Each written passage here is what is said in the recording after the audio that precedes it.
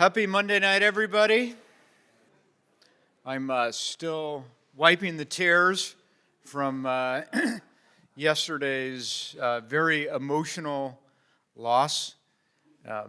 But the one thing about yesterday's loss is about today's great investment lectures.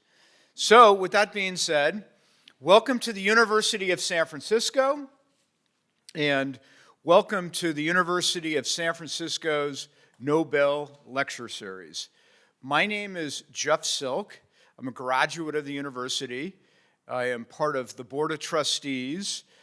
Some of my responsibilities on the board are I'm part of the Investment Committee, and I'm also chairman of our Academic Affairs Committee here. So I work very closely with the provost to make sure that we have the latest and greatest and innovative curriculum, that we can measure student success, and I feel grateful that I get to participate in that. My wife and I, Naomi, started the Silk Investment Institute here at the University of San Francisco, and we have a whole bunch of different pieces that roll up into the Investment Institute. First of all, this Nobel Speaker Series is part of the Investment Institute. The Investment Student Club that we have here on campus is also part of it, which has been great because we can put more focus and more resources into the investment club. We have started a financial literacy program for the underserved parts of San Francisco that's oriented towards teaching financial literacy to the underserved middle schoolers. And so that's also part of the Investment Institute.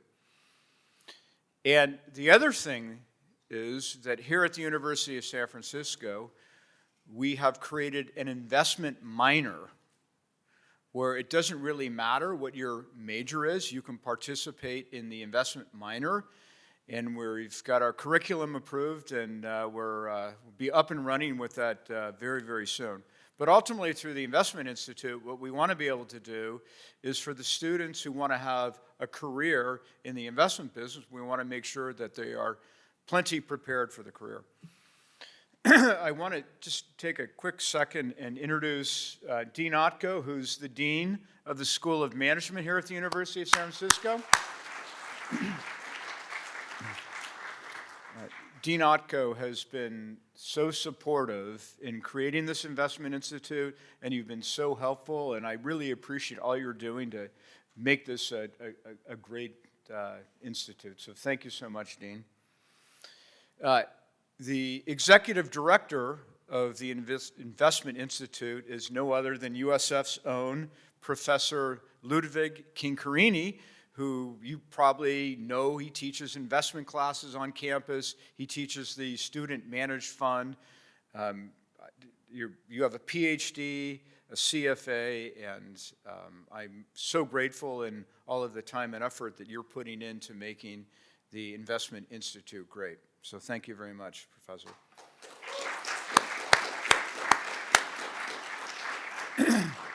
So with that, Professor Chincarini is going to introduce tonight's speaker. Thanks, Jeff. Okay. Good evening, ladies and gentlemen.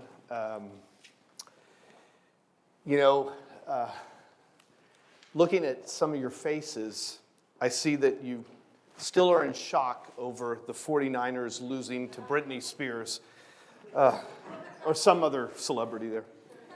So the structure tonight is going to be a 35-minute lecture, and then we have a lot of questions or a lot of audience questions, so bear with us because the questions are really good. And that's where really you get a lot more of the meat of the lecture. I'd like to thank everyone for coming. I'd like to thank the students that helped organize it tonight, especially Linda Wong, the staff of USF, Sam Bethel, and the students who volunteered, and the professors who asked their students to come, in particular Mark Canese, Fernando Comaran, and a few others. We'd also like to thank, as Jeff did, our Dean, Dean Otko. Phenomenal, thank you, Dean. Most importantly, though, I'd like to thank Jeff Silk, Naomi Silk, and the Silk family for continuing to contribute and make the University of San Francisco and the world a better place.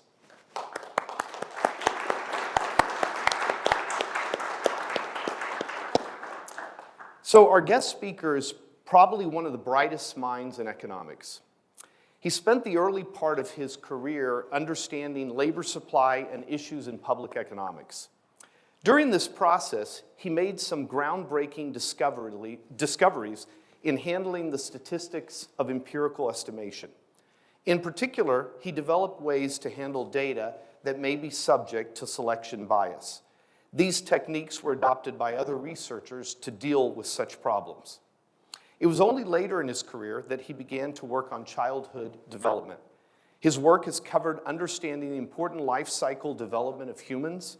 He has also helped develop programs to assist families in the underserved communities improve the education of their children. During his entire career, he has weighed in on developments in economics and econometrics, helping illuminate the field. From areas such as how important is IQ in determining racial differences to comments on new econometric techniques like IV estimation and natural experiments. In 1983, he won the John Bates Clark Medal for the economist under 40 years of age who is judged to have made the most significant contribution to economic thought. In 2000, he was awarded the Nobel Prize in Economic Sciences with Dan McFadden. Interesting little fact, how many have seen the movie Oppenheimer? It's popular now. When he was in high school, the brother of Oppenheimer taught him physics. Interesting little fact. Special little, and that's what led him partly to get his BA in mathematics from the University of Colorado. His PhD is from Princeton University. Our guest speaker is currently the Henry Schultz Distinguished Service Professor in Economics at the University of Chicago. Today, he will discuss his years of research in child development. In particular, he will discuss what we actually understand about child development and what we still do not understand about it. Could you please give a warm welcome for Dr. Jim Heckman? Thank you very much. Well, thank you very much for the kind introduction. And it is true that I studied with Frank Oppenheimer, and I know many of you know who he is. He founded the Exploratorium. And in fact, every time I go into the Exploratorium, I feel like I'm going back to my high school physics class because he taught physics in that kind of hands-on, interactive way. And it was very inspiring, and it really sticks with me even today because he had many, many insights, and I am grateful to him and to many others, but in particular to him, so I'm glad you mentioned. And the movie depicts him pretty well. I mean, he was the younger brother, and he was also very idealistic, a very educated guy, engaged very much with not only physics, where he was deeply engaged, did work on cosmic rays and so forth, but he also was, of course, working in Los Alamos. He helped with the bomb, developing the bomb. In fact, there's a story. I'm going to talk about Oppenheimer now instead of this other. Now, you've turned me on to this. But there's a story, and I don't even know if it's really true, but I learned this from him. Or we thought I learned it from him. But he was, when the first bomb was brought in, and you see this in the movie, when the first bomb was exploded, they brought it down from Los Alamos, which is the northern part of New Mexico, to Alamogordo, which is more in the center and down in what we now think is White Sands missile range. But the idea was to keep it a secret. The whole idea of the Manhattan Project was to make sure that there wasn't a lot of fuss. And so what he did, at least that's what he said he did, is they took the core of the nuclear weapon and he put it in the back seat of a car. I don't even know what kind of car it was. He, by himself with a couple of others, in a very innocuous way, so it didn't make, it didn't attract any attention, and took the core of the bomb and went down to Alamogordo, and then they assembled the bomb, and he was part of that project. But he described, because he was doing it at night, and if you've ever been in New Mexico at night, even in July, it's cold. It's a desert. So deserts get cold, gets hot. So he said how happy he was, and everybody in the car, because of the warmth that came out of the back seat. And there's no accident that a lot of those early pioneers died of cancer because they didn't know what they were doing with the radiation threat. Anyway, so that's my Oppenheimer story. But the Exploratorium is great if you haven't seen it, and he very much, it captures his spirit. Today, I can't say that what I'm saying today is direct relationship to my classes in high school physics, but in some sense it is, because he stressed the business of measurement. And that's when I first learned what the idea of scientific measurement was and the importance of measurements. And there were notions that are very prevalent in any kind of empirical work between what are called, linear scales, ratio scales, and the like. And all of this came out in our high school physics class. And for me, it was a very inspiring moment. So in some sense, there's an indirect influence here, and I won't highlight that, but I'll just mention it in passing. So what do I want to talk about? I've been asked to talk about some of my work, in particular on human development, in particular childhood development. And this is an outgrowth of work. And I must say, one of my early collaborators is sitting here on the second row. This is Dmitry Masterov, who was an undergraduate student at the University of Chicago. And we even wrote a paper together. You're a co-author, you realize, remember, of the Handbook of the Economics of Education paper. And it's a good paper, and it lays the framework for a lot of what was later done. So Dmitry, you should stand up and take proper credit.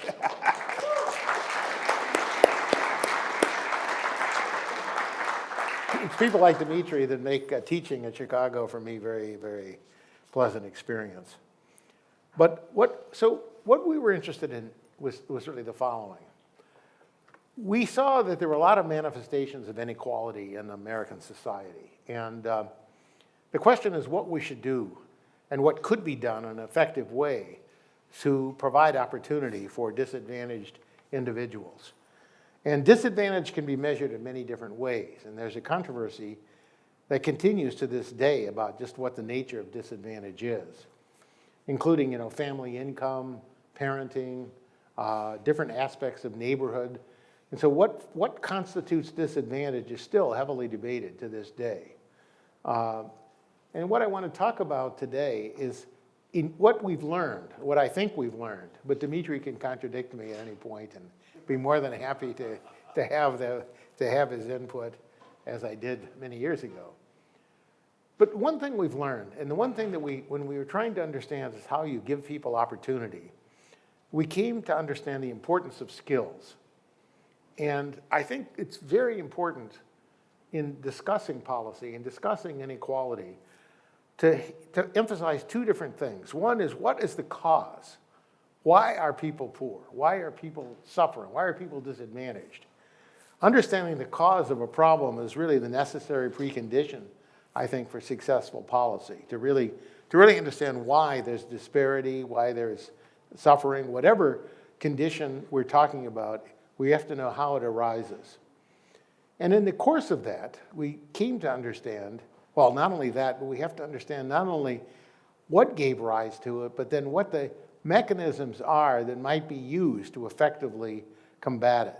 But effective policy really does require that we understand why problems exist. And frequently there's a discussion of policy that's focused in a very different way. It focuses on trying to have, for example, here's like we get a Latin class for disadvantaged children, turns out to have a positive effect.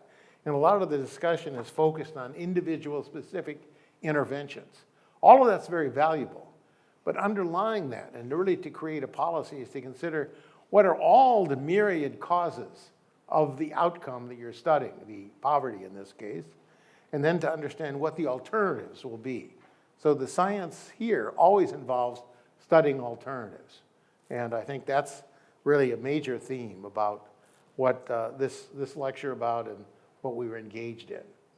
But one thing we found very important was that a lot of the disadvantaged people that we saw, and these were people from various ethnicities and various social and economic strata, that we came to understand something which hadn't been fully appreciated, that skills matter. Now that nobody doubts that skills matter. We know, and most people when they think about education they think about skills and education being the same. What we came to realize is that skills are more general. And those multiple skills turn out to be highly important. And they're not only important in understanding what aspects of skill, which skills matter the most, but which skills can be affected by social policy. So we needed to think more broadly. So that's the main theme. One main theme today, I want to talk about the skills-based policy. But what we came to, and I'll define what I mean by skills more precisely. But one thing that we learned was that skill gaps opened up very early in life. And I think when we started on this project, that wasn't fully appreciated. And it's not something that's even appreciated today in public policy. There's a lot of discussion about IQ, and people think it's genetically determined, and somehow it's all determined at birth or at a certain stage. But what we learned is that skills are not set in stone, and this is the modern thinking. And this is modern thinking not just in economics, but in neuroscience, in a lot of work in psychology, and many different fields. There are genetic components associated with these skills, no question about it. There is some heritability associated with the skills, and I'll show you how that heritability can be affected by policy. But on the other hand, we should understand that they evolve, and that this evolution is a very important understanding the nature of what kind of investments we should make, and what aspects of environments and investments really help shape successful lives, where people have an opportunity to be the best they can be. So this is a graph, and I think Dimitri will recognize this graph. I think he maybe helped draw this graph. But this is a graph that is actually very stark. You have to understand, all these graphs can be misused, so let me try to be clear. What this shows is a measure of achievement test, something like we see with, like an SAT or a PISA test or maybe an ACT test. But it's a test of how much people know at different ages. But it's age standardized. And so it's like, for example, the top graph in this curve, in the top figure in this curve, is basically the graph of the evolution of skill for individuals who have parents who are college graduates. And then if you move to those who are high school graduates, you'll see evolution, and then you go down to high school dropouts. And this graph itself is very important for multiple reasons. You can see that at age 18, when people are entering college, those gaps are real. So the family background plays a big role. That by itself doesn't say anything about what the policy should be. But there's another aspect, there are two other aspects. One is near parallelism in this graph. And this is very remarkable given the fact that in America, in particular, and these are all American data, these people come from backgrounds, very different school quality, very different environments. But the other thing to notice about the graph is those gaps that are there at 18. Again, these are age-standardized gaps, so it's relative gap. So the amount of knowledge is definitely increasing. This isn't saying that whatever you knew at 3 is all you know at 18. It's not saying that. But it's saying the relative gap, the relative knowledge, that those gaps are still there, already there by age 3. And that creates in this question then, suggesting that the early years are important. Now this by itself doesn't prove anything. And let me explain why. Because if you take a pure eugenics argument, you could say, look, the parents who are bright have good genes. They pass them on genetically through a biological process to their children. So this is just the inheritance of genes. If we had met here 100 years ago or 120 years ago, that's exactly what we would have said had we had this graph, okay? But I think what we've come to understand is that these graphs are, that is not by any means the full story. And in fact, these early conditions matter, but not to the whole extent, and I'll explain. And it's certainly not just purely genetics, and I'll give you an example. So what I want to talk about is this growing knowledge about life cycle skill formation. And so there are two important observations. And this is something we came on, and this caused us to develop a whole body of work that was different, even from this development. But it's important as a means of understanding human development. Namely, that when we think about education, we typically think of these test scores. You know, the nation at risk, and many of these well-meaning documents by political officials will look at test scores. And it's one measure. But we came to realize that there are many, many skills beyond these kinds of cognitive skills that are tested by PISA scores and SATs, and for that matter. And understanding that really caused us to think harder about what it is that might be an effective policy and just what aspects of human flourishing are the most important and when they develop. So it opens up the area that it's not just, so there was a whole field called cognitive psychology. It was like 60 years ago, it ruled the realm. Everybody was thinking about IQ. IQ was really brought in the United States about 1950, so it's just more than about 108 years ago. And it developed, people have studied how the arrival of the IQ test even shaped the American curriculum. So if you look at the way that teachers were teaching students before the IQ test got introduced and after, it was very different. So people are sort of teaching to a Raven's test, how smart you are. And nowadays, people are looking at successful schools and successful teachers only in this dimension. But as we see, we're going to show you that that is essentially a very limited perspective. And so the first thing is multiple skills, and the second aspect is that the early years are very important, but they're not exclusively important. And what we've also come to understand more deeply is how different skills are emerging over the life cycle. So it's not like it's all over at age 3 or at age 6 or any particular age. Huttenlocher at the University of Chicago, my colleague, now deceased unfortunately, did a lot of work on neurogenesis. And so people are capable of learning, but it's not just that they're capable of learning, but new skills start emerging, especially in the adolescent years. And so increasingly we've had this understanding that the early years are important too, but the adolescent years are also important. And the adolescent years are the years where certain kinds of skills that are important in self-regulation and in thinking about interactions with others, social skills, skills that involve self-control, and also skills that involve kind of aspects of control and thinking generally about social relationships emerge during those teenage years. And in fact, puberty is a very important beginning point. And so the skills, you can think of this as at least 2 humped for the emergence of new skills. We want to think about both kinds of skills. So there's a very important policy question which we started addressing. And this is where there's a very key difference between a lot of the way that people think about public policy and the way that we're thinking about it. First of all, there's a notion that you should only solve problems that you know exist.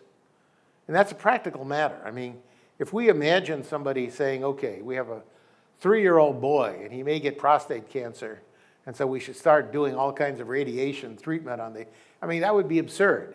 But we'd wait for the manifestation. But so it's a real question in social policy is when is the most important time in the life of the person to essentially address outcomes. And that's something that's being studied, and I'll show you some evidence from work in New Zealand, but other studies as well support it. But there is a notion that drives public policy, that if, for example, we want to stop crime, we hire more police. If we have a health problem, we hire more doctors, build hospitals. And so we look at it one problem at a time. But the skills-based approach that I want to talk about today, and we've developed, focuses on the notion that a vector of skills, a whole variety of these skills together, shape a lot of behaviors. So behaviors are much more complex than just the matter of saying, I'm a smart guy, I have a high IQ, and therefore I can do everything and do well at it.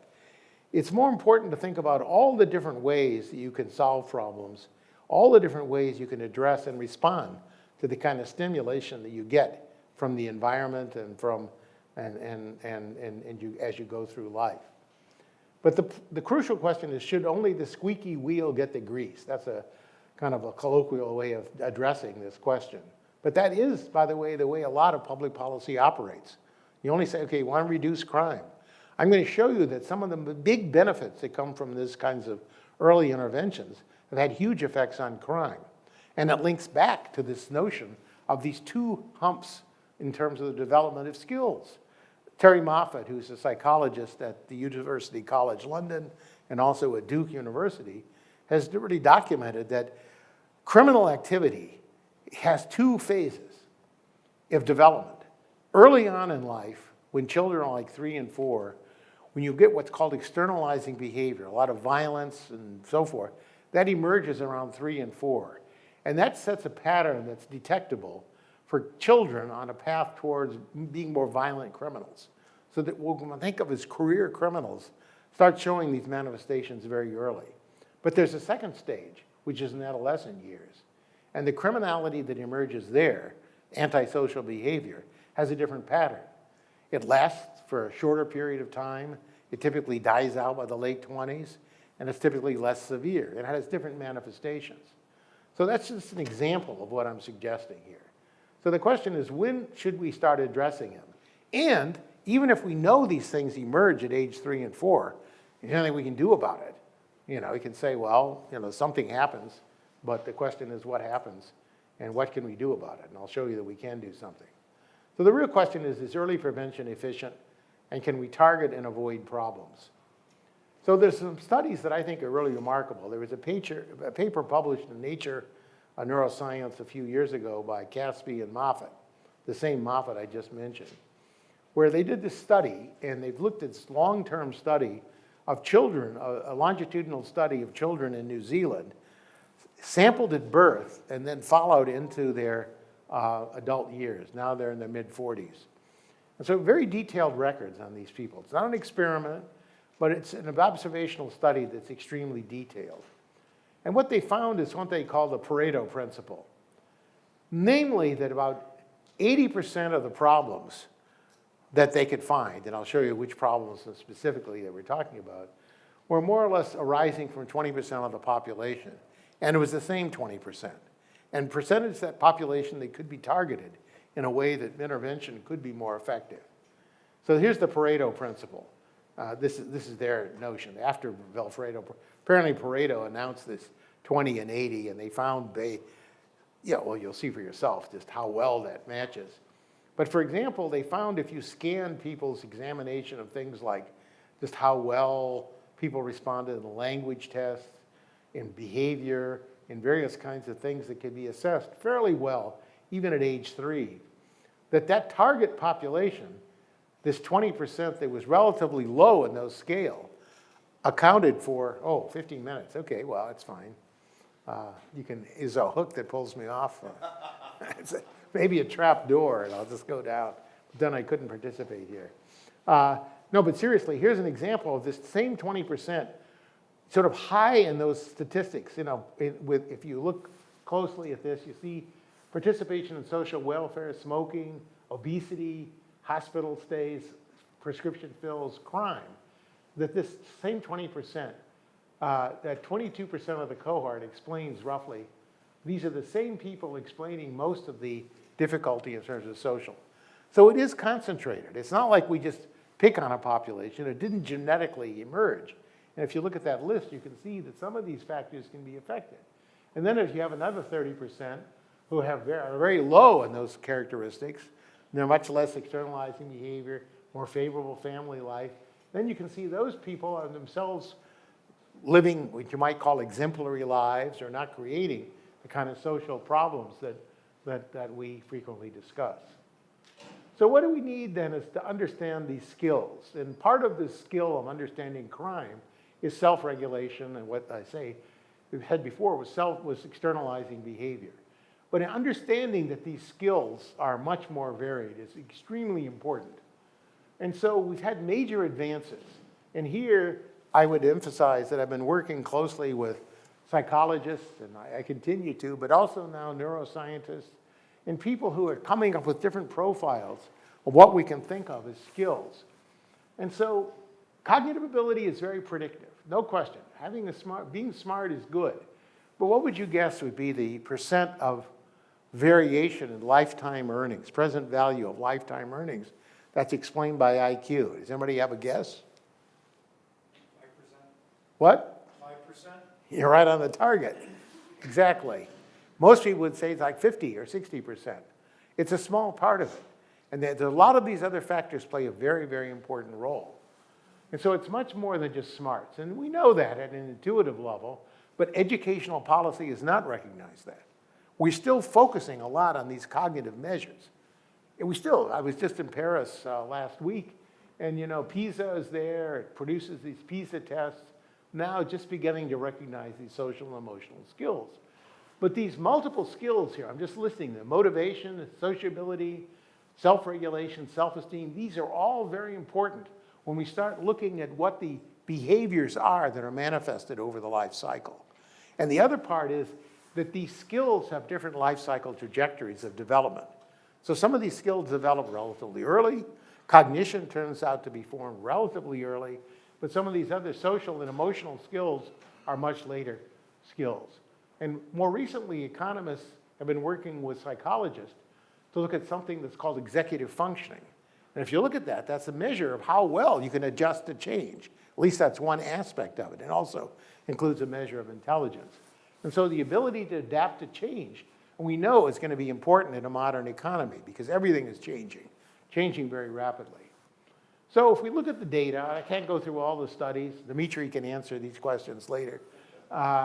Is the cognitive and social emotional skills are strong predictors. And we did a whole series of studies on that. So I don't have really time to go through all those studies. But what we can see is that how these skills were formed, how important, what were the factors that are most important? And this takes me to a second point that I think is very, very important. And that is, when we think about poverty and we think about disadvantage, we frequently think about money. It's natural. Poverty, money, wealth, and so forth. All these things are the discussion. But actually, as we understand this more deeply, of how these skills are formed, we've come to understand that the family environments are critical. And the importance of the family is minimized. Now, partly for political reasons, people don't like to discuss the family. There's a new book out called The Two-Parent Family by Melissa Kearney.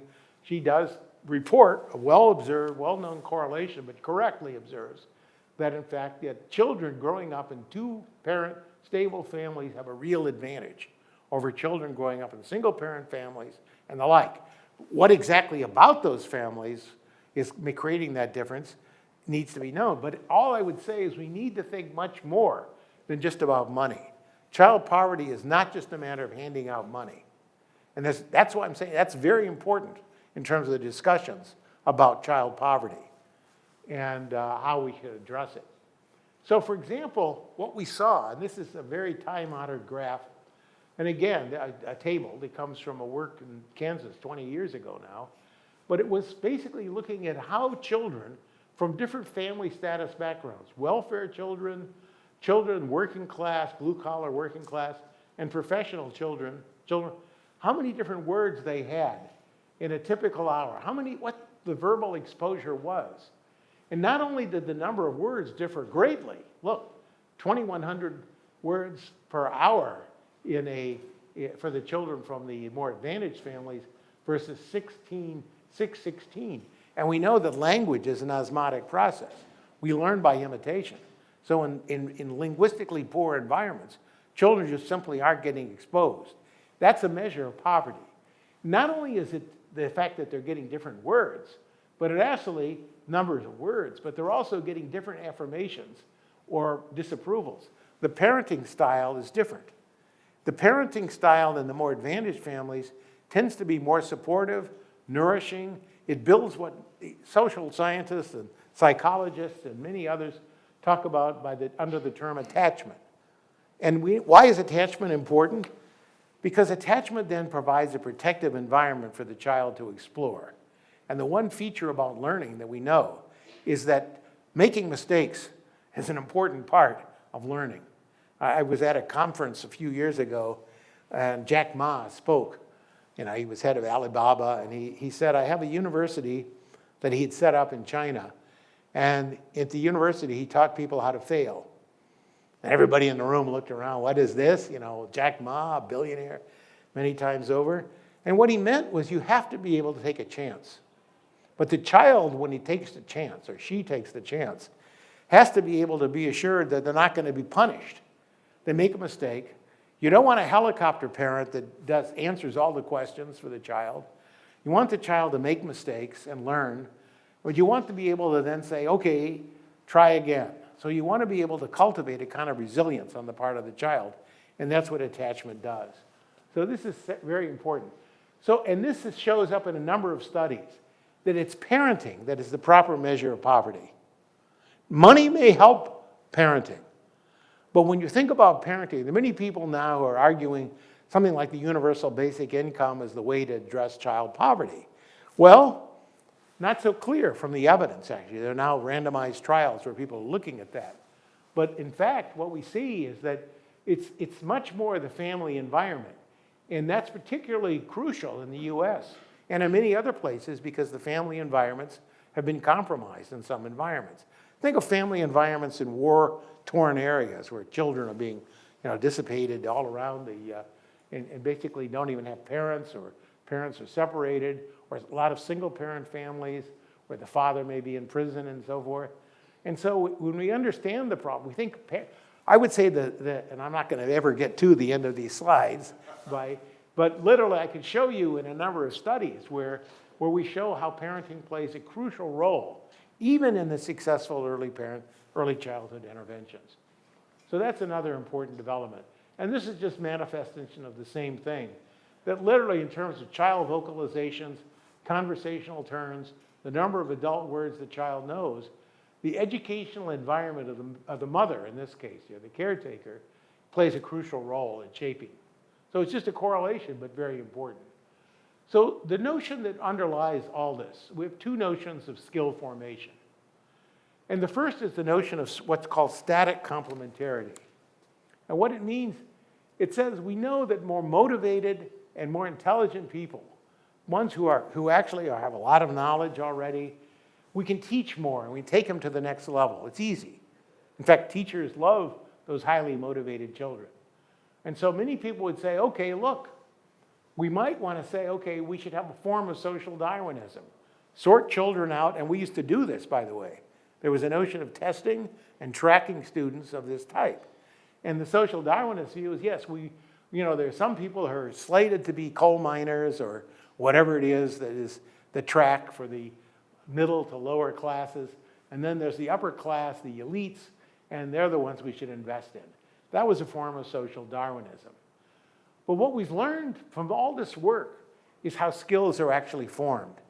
So the British had this 11+ system that tracked people at age 11 and shunted them to the vocational school versus the more academic track. So can I have a few more minutes? Absolutely. Just a few more. Well, you have to give him some limits, I guess. But the crucial thing here is the dynamic complementarity. And this is intuitively obvious. All of these ideas are obvious. And what's hard is to understand why these aren't part of standard educational policy. I'm not telling you something I think you already don't know. Parents matter, attachment matters, and that we learn from mistakes. Nothing I'm saying is going to shock you. But nonetheless, what should shock you is that in terms of educational and pedagogic policy, it's not even incorporated into it. We're narrowly focusing on schools and even talking about evaluating teachers and how well they raise test scores, academic test scores, cognitive test scores. And years ago, the person who founded the Common School movement in the United States, Horace Mann, wrote very brilliantly back in the 1840s that reading, writing, and arithmetic is the least of what lessons are taught in the school. And these social and emotional lessons were an integral part of it. So what I'm suggesting then is that this dynamic complementarity says we build the skill base early, and therefore, even if a child is disadvantaged at the outset, we can build a skill base so they can take advantage of all the opportunities they will face through the rest of their lives. That's the notion of dynamic complementarity. You build a skill base. It's intuitively obvious. It's like a tree, right? I mean, if you put a tree in a desert and then suddenly decide you want to harvest it in 20 years, it's not been watered. Any other growth, and the same is true, even in a much more subtle way, when you think about the creation of cognitive and social skills. And so there's no contradiction, that there really isn't a sense. So yes, we might want to invest in the most able, but what we should do is understand this dynamic synergism between social skills, and I haven't mentioned it yet, but health plays a very important role, and especially acute in the environments where children are suffering, from, especially in less developed countries, from diarrhea and from all kinds of challenges to their health. They can't even go to school and can't even participate or learn. But these skills cross-fertilize each other, and that creates a dynamics. And what we've come to understand is where in the life cycle investments are most productive. So the point is to build skills to benefit from the later life static complementarity. So this figure here, which I'm associated with, but we had a version of in the paper with Dimitri, so maybe I stole it from Dimitri. Sorry if I did. Just want to understand what it is conceptually. There's a thought experiment here. This is not an empirical statement. It doesn't say that job training can't have a high rate of return. What it says, though, if I play the role of God and ask, where should I put my investments most in the life of an infant? If I just start things, and I have this, young infant, just totally tabula rasa, completely malleable in some sense.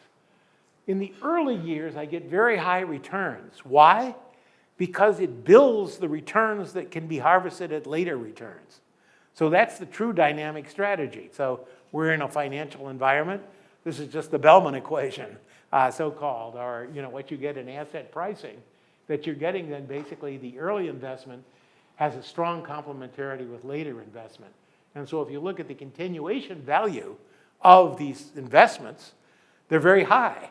And that's what leads to these higher returns at the beginning, because at the beginning is where you lay the base. So again, maybe it's obvious, but it's very important, because typically we underestimate and don't value these earlier years, and we focus learning starting at schooling.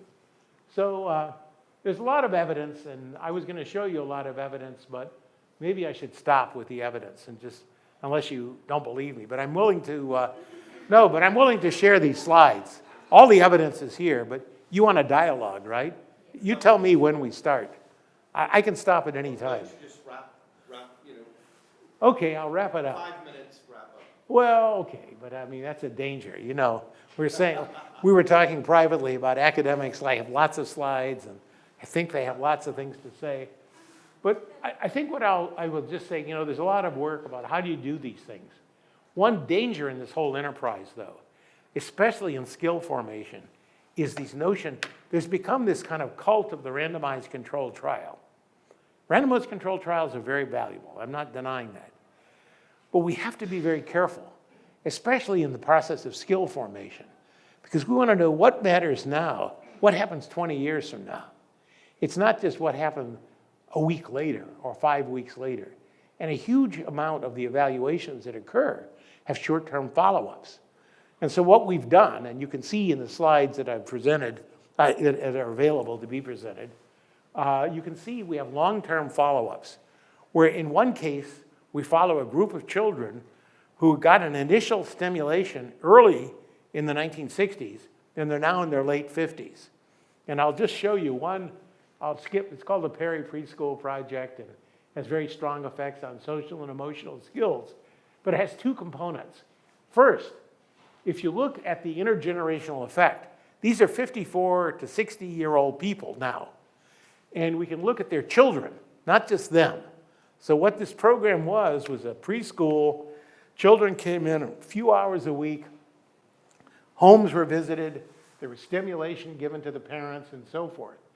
And what we can see is that the children of those initial subjects, so the children of the Perry Preschool, have great benefits. So if you look at the treatment means, those are the blue dots, and there's real advantage. And we can follow these people into their 20s anyway. And so they're very substantial effects. And not only do we have effects on the children directly, and the children of the children, but we have also effects on the siblings of the children. So what we do with the child, because again, we have to think more broadly. It's not just education about a particular person. We're intervening with families, and we're intervening with environments. In fact, whole preschool movements like Montessori are based on this principle of older children teaching younger children and providing those kinds of spillovers. So we've documented that as well. So there are very high rates of return. This is in terms of the investment aspect of this lecture. If you look, for example, at the benefit-cost ratio, you can see that it's extremely high. And especially if you include the dynastic, the spillovers and the sibling effects, very high rates of return. But maybe I should stop with this one slide because I have many others that bolster it. But what's interesting here is one of the findings that's always troubled people about social mobility, not just in the United States, but everywhere it's studied, is how much the conditions of the parents are inherited by the child. So if you want to get a kind of a traditional measure of how much the education of the father, and this is now of the males here, they're males and females, symmetric charts, but two different charts here. So if you look, for example, the gray lines here, what this tells you is what's the intergenerational correlation between the education of the father and the education of the son, okay?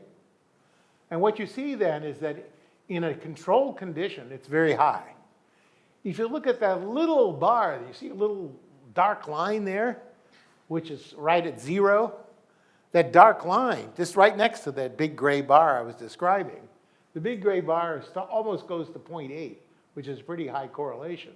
The correlation goes to 0 for the children who participate in these early childhood programs.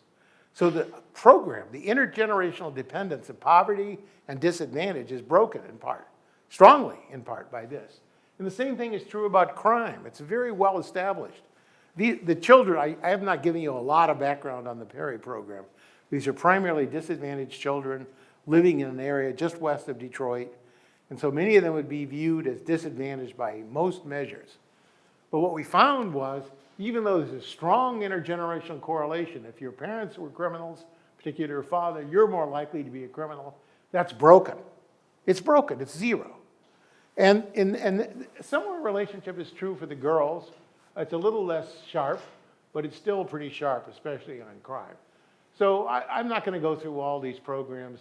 I will just point out that one crucial feature of these programs, though, and one of the reasons why those intergenerational results were produced, was that the original participants were much more likely to be married. Miss Alyssa Kearney's book about the two-parent child, what you find is that these children of the children grew up in families which were much more likely to have two stable parents living together, and this is the income of the children, the family income of the children. It's the black lines that are dots there you see on the upper curve, and the bottom would be the controls. So two things going on. The family income at the end, in the 50s, when the treatment group has grown up, it's not that much different at age 50 for the parents. But look what happened. The children grew up in very advantaged circumstances. And that led to these results, and exactly the kind of results that Melissa Kearney and others report. So, you can see there are lots of, so I will stop with that and simply point out there's a large body of work that shows how we can improve parenting. And you can make the slides available, right? Yep. I'm more than happy to have the slides posted. I will just mention again, in line of this IQ correlation, though, that in Ireland we had similar results on a parenting program, much more modest, like 1 hour a week, 1 hour a fortnight, I should say, really. And we look at children and we follow them from age 4 to age 9. And you can see in the upper panel, you're getting a correlation of people who are more or less in the control condition. And then you look at the correlation of IQs of mothers and children in the treatment condition. And you can see the correlations are much, much lower. So even IQ can be changed. And that's something we've learned. People thought that IQ was genetically determined. It's not. And I think that's a huge mistake. So I will conclude, because otherwise I'll take all night. And I didn't really get a chance to mention adolescence, but there's a parallel analysis that can be made with adolescence, where actually new skills emerge. After puberty, certain types of traits emerge. especially in terms of executive functioning and these aspects of self-control. And so mentoring is a kind of an age-adjusted version of parenting. So really, I just want you to conclude by here, skills are multiple. Family life is really important. We can do something about it. The measure of poverty is not really money, for children anyway. Childhood poverty is not just money. It's not. It's parenting. And we have ways of measuring that. And there's a study that was done in Vancouver, British Columbia, about 10 or 12 years ago by a person named Clyde Hertzman. And what they found is a measure of how ready children were for kindergarten or for school readiness index. EDI is the abbreviation of the acronym. But what they found is that in communities that were very affluent in Vancouver, there were still a lot of children who suffered, who had very low school readiness. And therefore, it's really not a matter of money. It's not a matter of money, even though public policy talks about money. The whole discussion in the last couple of years in the United States has been about money. So I could go on, but I want to thank you very much, and sorry for taking too long. Thank you. You want to sit? Yeah. Fine. Thank you. So stretch a second, and we'll continue. Thank you very much. For those of you who didn't get, I'll share the slides with anyone who emails us. And also, any of Jim Heckman's books talk about this. Also, if you go to his website has all kinds of free material about the Perry Project. So it's all there, and it's fascinating. You should definitely read it. We have a lot of questions. There's a lot of good ones. Be patient. We're going to start with talk-related questions. Then we'll move to sort of questions, personal questions, and other things. So if we could do only one thing to help the education of people, what would it be? And if we could do two, what would the second one be? Well, I have to be consistent here, what I just said. I would definitely emphasize enriching the family life of the children, one way or the other. It doesn't mean you force marriages. It doesn't mean that you produce a particular type, a single type of family.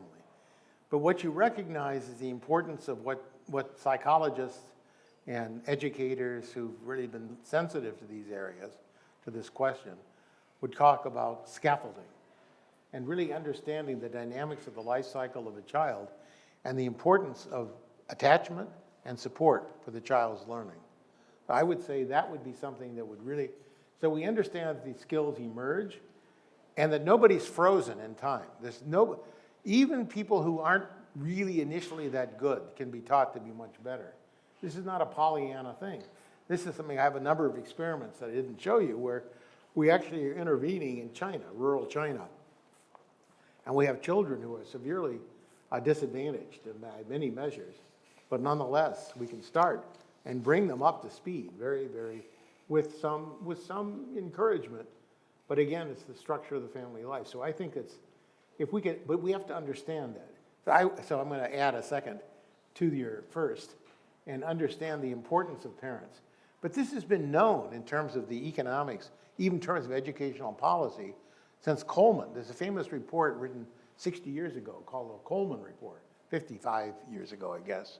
And it really talks about the fact that people thought we're looking at what the differences were across schools. And there was some schools did better in terms of tests, some people did worse. Some schools did worse. So people thought, well, that's because the education of the teachers is bad, the per pupil expenditure was bad. No, what it turned out to be most important was the family life, how well the family supported the child. And so I would add that as a second consideration, that we recognize and involve the family in a much more integral way, and think much more, instead of education, about learning and what the process of learning is. And we recognize learning starts at an earlier age. It's even prenatal, as you can see. Literally, the threats to the child in the womb are real, and we can then change the environments that make the womb a less threatening place. But then also think about lifetime learning, which I didn't talk much about, but mentioned in the slides. Okay, and this is not a question, but you sparked it, so please, if you can keep it a quick answer. Yeah. Your parents, Sorry. your parents didn't go to college. No. They had high school. So was it family environment that led to you doing so well? Was it genetics? What do you think in your case? Well, I don't know. Well, I mean, my sister and I both went to college, and I mean, my parents were middle class. I mean, my parents come from a generation where the majority of people in their generation didn't graduate high school. So for them being high school graduates, they were above the curve. So I got an advantage. My parents made, you know, I mean, I never starved for sure, and we had good relationships. There were books in the home I could read. And then I went to schools, public schools, but I learned a lot from, so just having the availability, libraries, and providing those kinds of opportunities. I just remember personally being very curious about a lot of these things and having the opportunity to explore those things. And also, in an era before parenting was highly scripted, I could wander at will. I could go off in the woods, ride my bicycle for miles, do all kinds of things. I didn't live in a dangerous place, so no, it was, and we also had a lot of different experiences. So it came as a result of this background and so forth. I met a wide variety of people and learned a wide variety of, could observe a lot of different kinds of things and learn from that. Okay, you mentioned in your talk the family unit, and you repeated it now. Can you describe, and maybe you have, so one of the things you find in all these studies, maternal education is important. And so what I wanted to understand is, what is it about, obviously it could be, I guess, paternal if the father's around more, but what is it? Is it enough for the mother or whoever to speak, just to read? Is it, what is actually going on? Well, see, this is something that's very interesting. See, again, most people in this room are middle class. I mean, you're surrounded by middle class or upper middle class or maybe very rich people. You're very rich, I guess. You've been giving money, so that's fine. But that's okay. Not trying to shame you, sorry. But I'm saying that what we don't see, and this is something that's really important that we understand, and I'm not trying to say this in an elitist and arrogant way, but studies that have been done in very disadvantaged circumstances show that many parents of disadvantaged children don't realize how powerful their role is in talking to and encouraging their children. They don't, because they didn't experience it themselves. The most extreme case I had is a few years ago, I was in Canada at a group of, looking at indigenous people, and they asked me a question, which I really couldn't answer, which is a really tough question. How do you teach children who never had parents how to parent? Very tough question. And even if you have parents, but the parents have a practice of saying, well, you know, I don't want to talk to the kid, you know, don't, you know, shut up and let me talk. And so parents sometimes really underestimate the power that they have. And children are like sponges.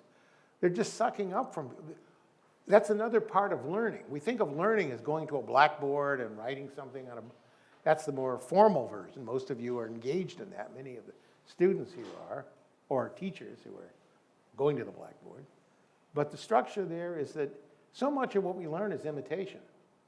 And that's where peer effects are so important, and we're providing opportunities, and even allowing people to experiment.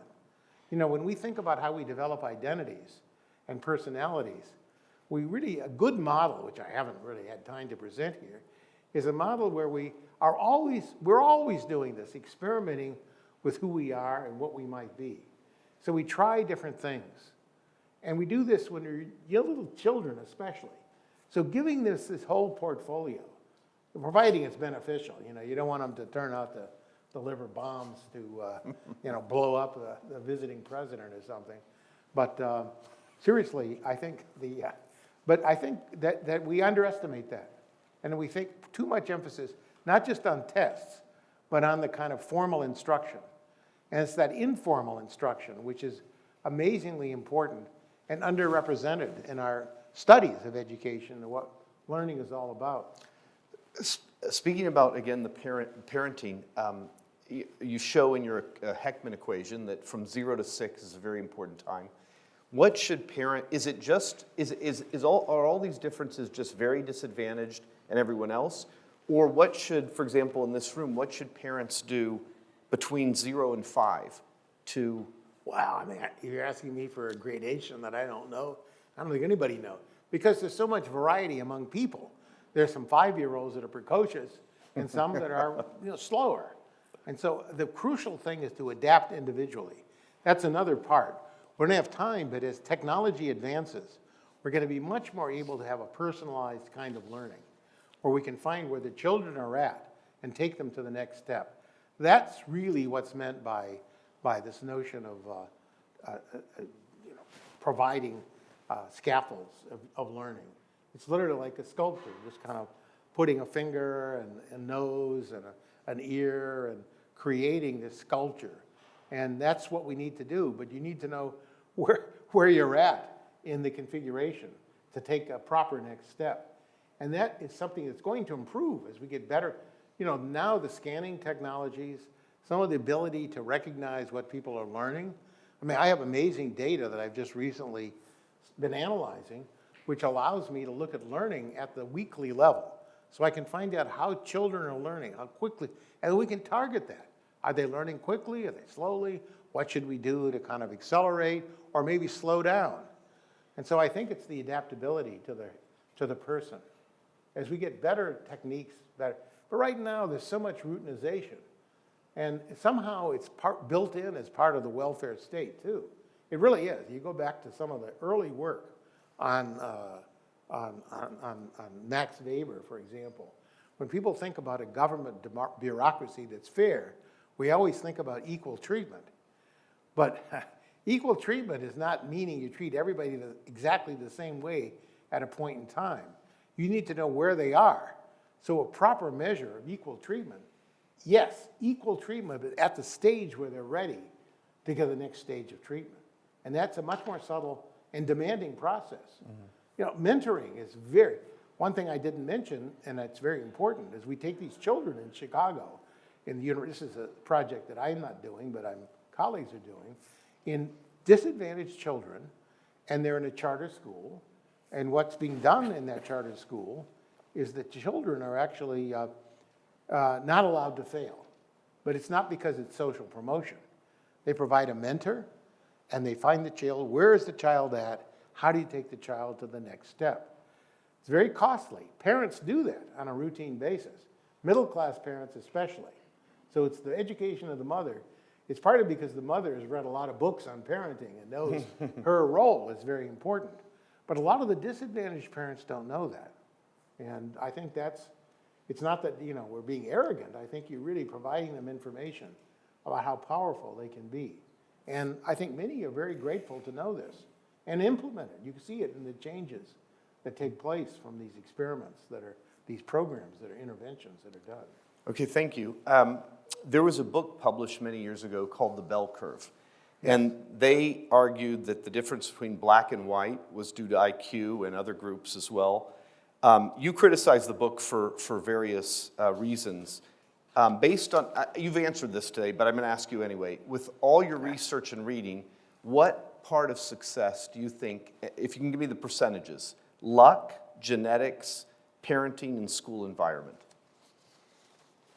Well, wait, these are complementary inputs. It's a little bit like saying, suppose that I were to tell you which is the best way to walk, with your left foot or your right foot.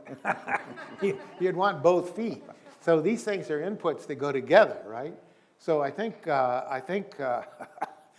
what I would say is that we do know there's a role for genetics. There's an emerging study, a polygenic scores. Probably some of you are familiar, where it's an emerging area, and I think it's a scientifically valid area where you're putting together, it's under debate, it's under development, but we're finding that these measures, such as they are from these polygenic scores, show there's a genetic component for certain aspects of education and so forth. But then we also, from the interventions I didn't show you, we can see how strongly we can influence things like IQ. I showed you how we could break the so-called intergenerational relationship in IQ, in crime, and education, and so forth. And there are many other manifestations I didn't have time to show you, but they can be broken. So we know that we can supplement people. And I mean supplement environments. The best way to supplement the environment, I don't know, but I mean, we say luck. Luck at what stage? And people bring their luck upon themselves.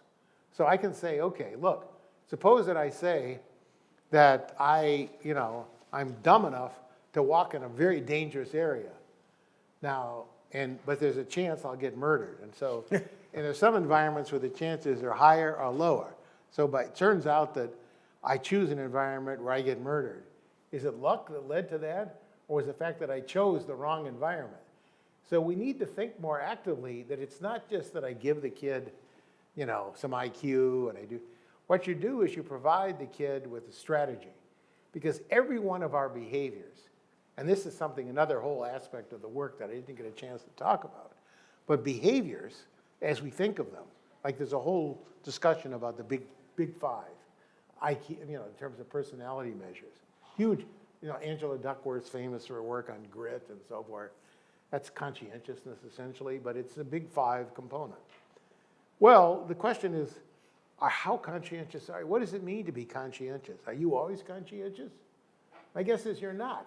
I mean, if you were facing a really, suppose you were very conscientious about exercise, but then you saw that you could go and see the Super Bowl instead of going to your gym that day, my guess is you probably would see the Super Bowl. And so the point is that you really do, these measures are always situational or specific and involve some of the traits. So this causes us to rethink even what we call traits, which I didn't really talk much about. But I think of these traits as strategies. And they're strategies that are specific to situations.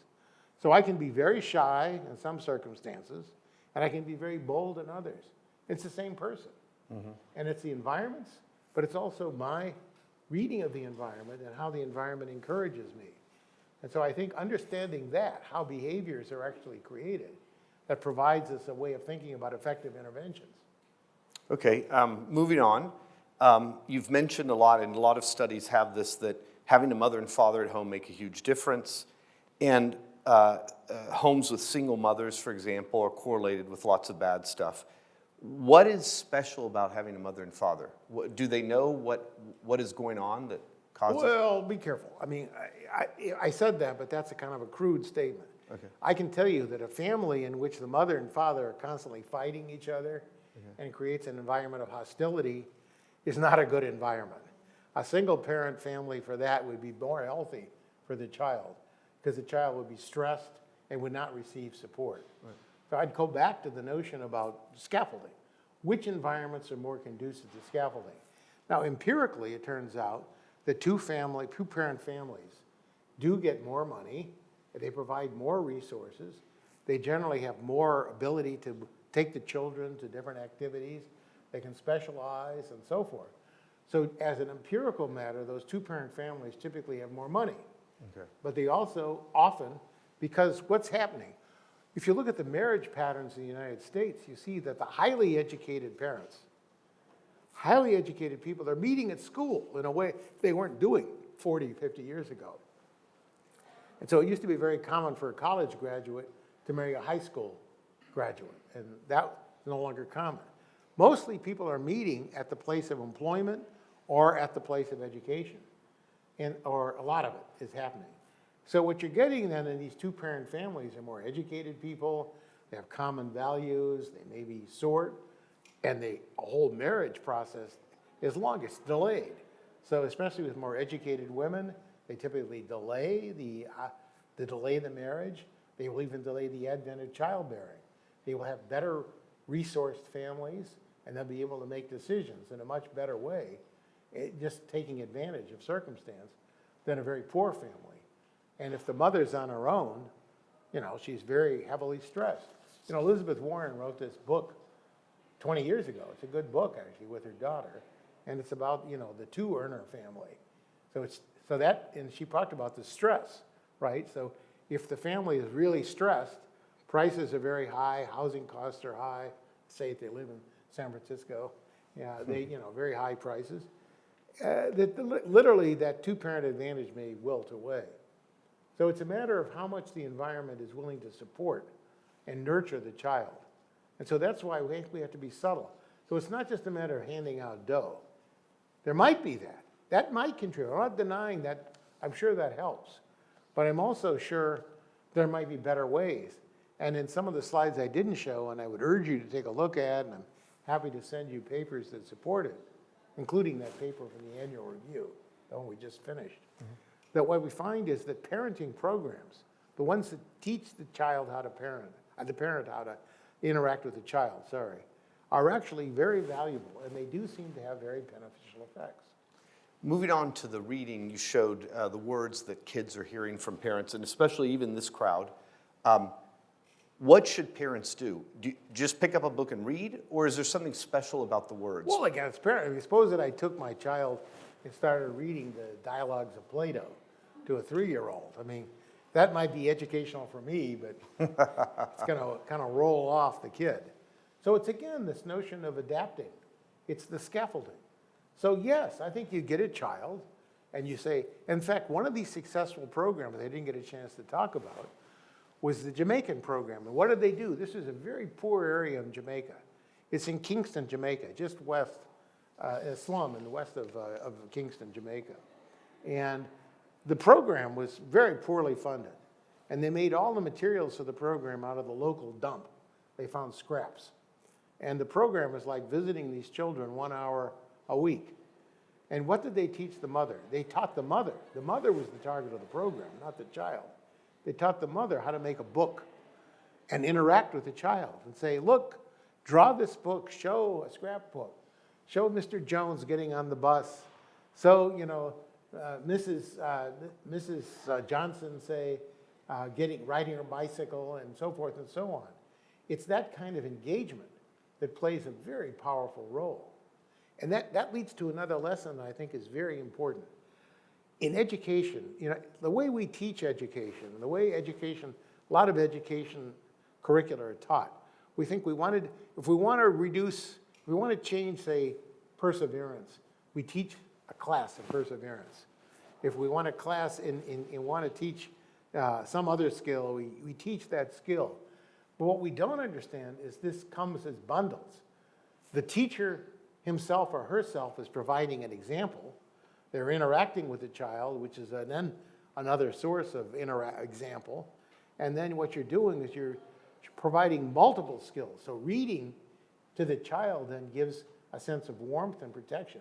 I mean, I could read to the child in a high-pitched voice. I could read Macbeth and scream it, you know, and talk about, you know, killing, the forest is moving towards me, and, ah!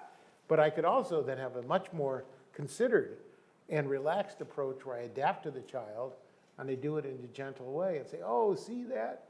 So we all know that. Most of you are parents or have been the recipients of parents. You've always been grateful for the fact that they took you to a level where you were at and they sort of explained, well, this is the next way. It's like teaching physics, you don't start off with Maxwell's equations. You start off with very early on, but then you get to them. So. Okay, thank you. This is some audience questions now, and some are a little bit controversial. You advocate pre-distribution, not redistribution. So let me take it one step further. Many places cling to this idea of diversity, affirmative action in the workplace, diversity in college, et cetera. Is it fair to say that this is not a good agenda? Why or why not? Well, I don't want to say it's a bad agenda, but I think the important thing, what I would argue there, is that you want to be able to provide opportunities to people. And you should do it in a way that's, again, adaptable to where the people are at. And so, again, like a universal rule of, admitting a child into a school where the child isn't ready for the lesson in the school can be harmful. We saw that. We know that. It leads to very rapid dropouts. And in fact, there's been a whole literature about trying to find, environments that are more encouraging or less encouraging. The whole discussion recently, which has moved attention away from just 4-year academic education as being the ultimate goal for everybody, to trade schools and to community colleges. We know those have a very high economic return, and that many children, and actually the college enrollment rates are dropping, as you know, and many of them are finding alternatives, like these career-oriented alternatives that don't require 4 years of education and testing and all this other stuff.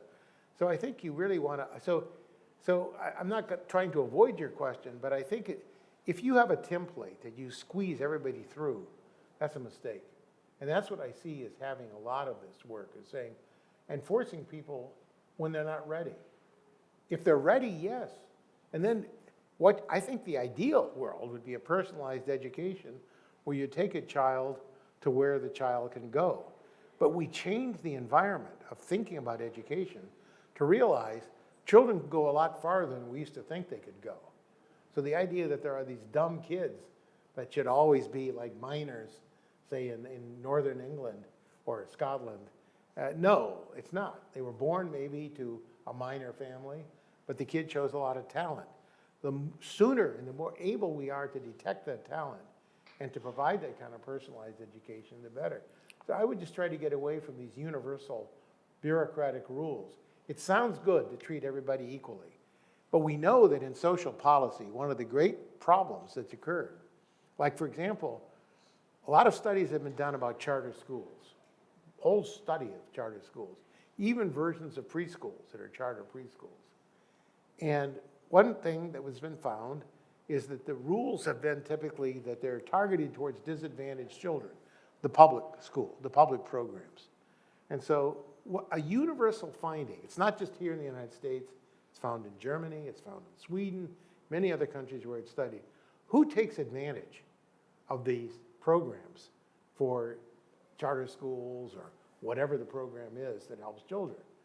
It's generally the most advanced, who benefits the most of the disadvantaged children, who take the program the most advantaged within the category of disadvantage, because the parents are active. They're looking, they know exactly how to game the system. They're looking for the best school, looking for the best teacher, and that's true even at a level, a fairly low level of income. So it's the important thing that this kind of parenting, and we see this, for example, in the whole literature on college applications. There's a whole group of people, the parents who never went to college, so they can't really help the kid with the college application. They don't know much about it. And the community they live in doesn't have a lot of college graduates. But when we've actually gone in with, collectively, social scientists, have gone in and tried to provide information and given information, you found really successful, many more children applying successfully to colleges and so forth. So that's one role of parenting I didn't even discuss, is the information and the support. And so that's something that we typically, and in fact, well, I can go on for a long time. Okay. Yeah, let's. Well, let me just conclude something, because I think, I have a study which I've been doing, I'm not gonna be able to talk about it, but I've been comparing intergenerational mobility in Denmark with the United States. And one of the findings that came from this that shocked me is that if you look at what's called the IG, this intergenerational elasticity, this measure of mobility, if you look at Denmark, which is a very well-developed welfare state, free daycare, college tuition is zero, there are a lot of features that are ideal. Bernie Sanders cites, right? I mean, Bernie Sanders and many others will cite that. Hillary Clinton cited Denmark in her 2016. And yet what we found was the social mobility index, the education of the father, the education of the son, the education of the child versus the education of the parent, however you want to measure parental advantage. Those relationships were amazingly similar across the United States and in Denmark. But Denmark provided all those social services. You know, oh wait, how can that be? There's no college tuition, none, zero. And basically, preschool is free for all, and it's not low quality. And teacher quality is universal. Literally, teachers are all paid the same. There's no distinction made, whereas in the United States, there are huge differences in schools. All of that's gone in Denmark. So when I started looking at this study, I said, this is a perfect test case to see the benefit of the welfare state. And I was shocked, and the Danes too were shocked, by the way. My co-author, who's Danish, actually became famous. I'm not Danish, and I'm not in the environment of Denmark. But it challenged the way people think about the welfare state. But as we've come to understand what's going on, a lot of it has to do with what sociologists and others would call homophily and so forth. It's a sorting process. And so in Denmark, as in the United States, you have a tremendous amount of sorting going on. And that sorting plays an enormous role, partly in the way that schools are constructed and in the way that individuals are educated. And so that's why I go back to imitation. But then also we find in these Danish schools that even though teachers are paid all the same, the best teachers, and we know who the best teachers are because the Danish data are fantastically detailed. We know their grades in high school, we know their grades in college, we know how well they've done in a variety of environments. They're better teachers in these more advantaged neighborhoods, even though they can't pay anymore. Why? The form of the payment is in the form of more motivated, supported children in the school. And so you get this sorting process. So I think we've come to that as one story. We're still doing work on this, but that sorting process, that kind of segregation, I should say, by income or stratification, sociologists have worked on this for decades, and I think it's extremely important. We can see it, but we can see it in the lifetime outcomes of the children, and even the quality of schools. So what we think is nominally equalizing strategies can be made very disequalizing by parental strategizing and gaming the system. Thank you. That was fascinating. There's another audience question, has to do with cell phones. So a lot of people feel that cell phones are damaging, you know, the Instagrams, all these kids growing up with this. Should we restrict cell phones to children? One. Then let me give you everything at once. Why is the mental health of children worse now? Is it related to the internet and cell phones? Can parents implement better habits in young children to protect them from these issues? Those are two different questions. Yeah, but it's sort of... Well, I mean, I'm not sure the mental health is worse. Part of the problem is we're probably measuring the mental health much better than we ever did in the past. So I do think there's an aspect that, you know, these problems, it's like some of the statistics on rape, like 30 years ago. They weren't being collected at all. And suddenly you got them and you realize, oh, rape was increasing. Well, sure it was, because we didn't even measure it before. But it was, we don't know. I mean, so people, when they went back, they thought it wasn't. And the same is true, I think, on some of the mental health. But this does come back to a question which people worry about, and that's the helicopter parent. So increasingly, you know, I'm very lucky. You ask, well, you know, what was my advantage? I was really free to roam. Honestly, my parents weren't concerned about the neighborhood. There was no criminality that I was aware of. I'm sure there were crooks running around somewhere, but I never saw them. And we could ride bicycles everywhere and go to the library. I don't know. But I think what's happened now is the lives of these children are much more heavily regulated. And I think, from my standpoint, this is an amateur viewpoint now. There's no data supporting anything I just said, other than casual observation. But the sense is, allowing the child to explore is really integral, really important to knowledge. And I think we're restricting that. And then on top of that are these other aspects. Social media has been discussed. And there are some neuroscientists in England that have shown that people who are very game-based, spending a lot of time, you know, there's this group of children in Japan, right, that are allegedly playing games 24 hours a day. They even wear diapers so they don't get away from their computers and so forth. That there's elements of real mental decline. But I wonder if it wasn't there in the beginning, but I don't know. I don't know the causality of it. But the claim is made, though, that more of this social media does distract, and it leads people from, because there really is something. I mean, I find myself, I like to walk in the woods a lot. I love the woods. And I find it very strange. I walk in the woods, and the birds are singing, the flowers are growing, the trees are growing, all this beautiful thing, and people are on their cell phones. It's like they're denying themselves the right to absorb this experience which is surrounding them. And I think that experience is underrated as a source of explanation. So I don't need to be in constant communication with anybody, actually. There's nobody on earth that I need to be in communication with constantly. But there's now this kind of social media obsession and network, and people are plugged in. And that's one dimension of learning that we haven't really fully analyzed, which is this network, this peer interaction. There's work on it, but it hasn't been analyzed at any great depth. And these peer networks, we know that some of the psychologists, for example, showed very strong. One of the things I talked about indirectly was about adolescent. The adolescent brain develops much more the notion of the social brain, which then looks at interaction. Interaction is part of your definition of yourself, and you're finding others. So you're discovering yourself, and you're also discovering what you want to be through these interactions. And then you're justifying yourself.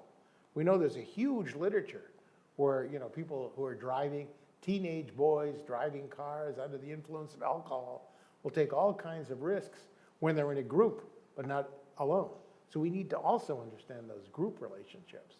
And so I think that's something that, I'm not really directly answering your question, but I think it's, when you get back to the learning process, we think, well, the social media is a form of the social interaction. And it gives you a role of definition.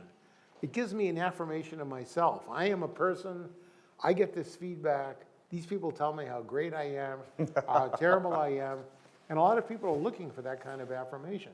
That's what parents traditionally did, and the immediate environments. But we know that bullying and a lot of these people become, and especially in the adolescent years, children become very, very sensitive. And I mean, this is well documented by the adolescent psychologists. And as a result, the cell phone is a vehicle for that kind of interaction. In fact, the network effects become even stronger.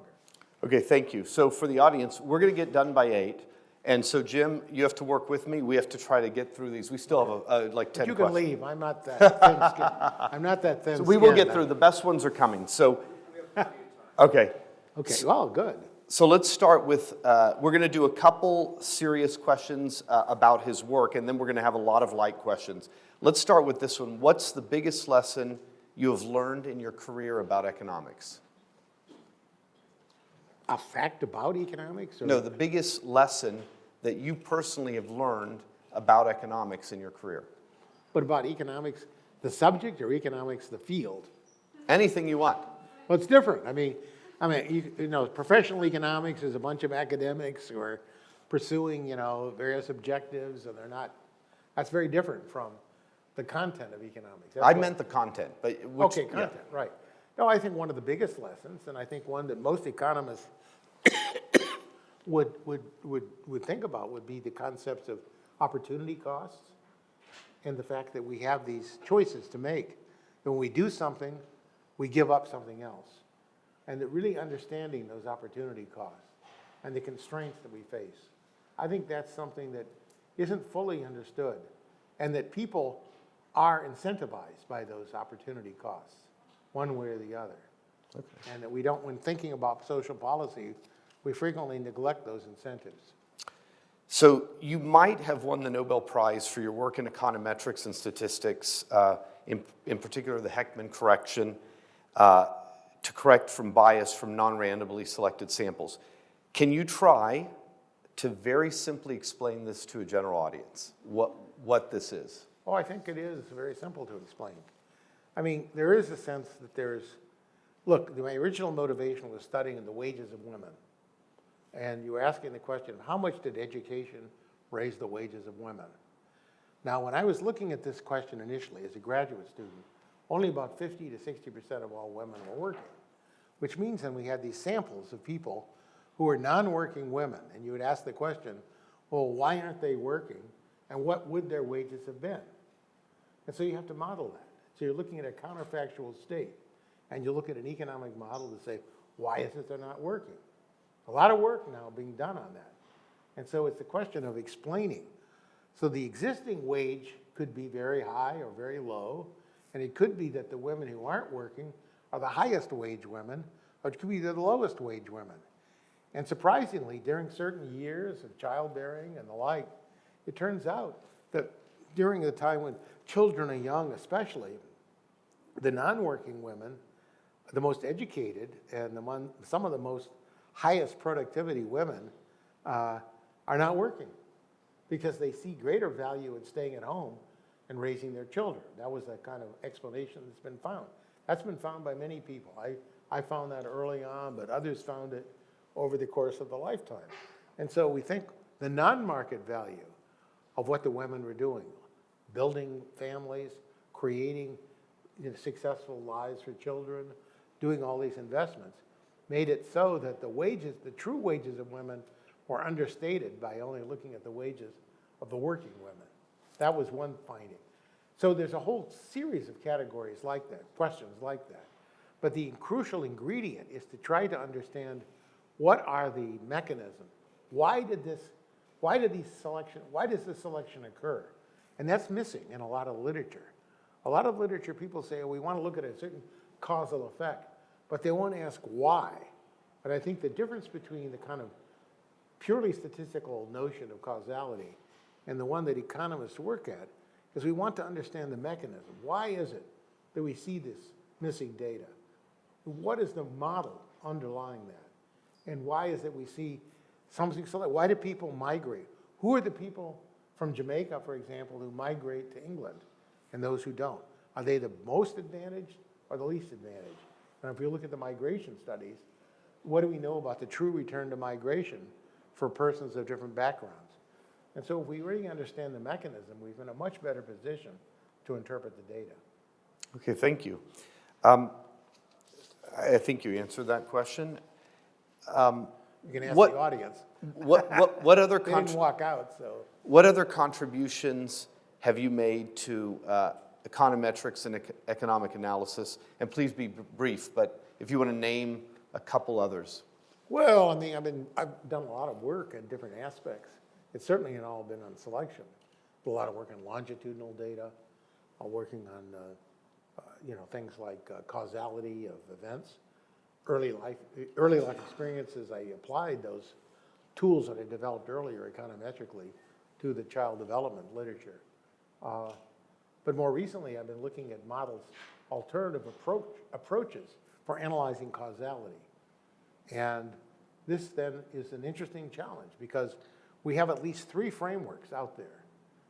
I mean, there are more, maybe. It depends on what you mean by exactly the question of causality. But looking at a causal impact of an intervention or of some kind of state of affairs, there are 3 different frameworks.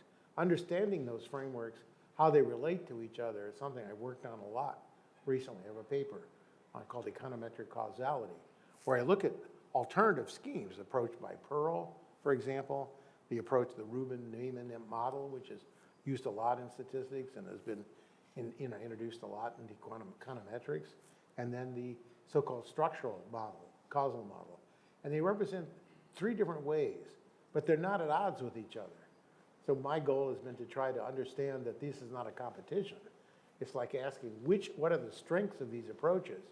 And then there's still at the basis of this, the notion that at least one notion of causality, and the one that I use and a lot of people use, is that you intervene. There's some kind of intervention, a shock, an experiment, some kind of intervention occurs, and you see a consequence.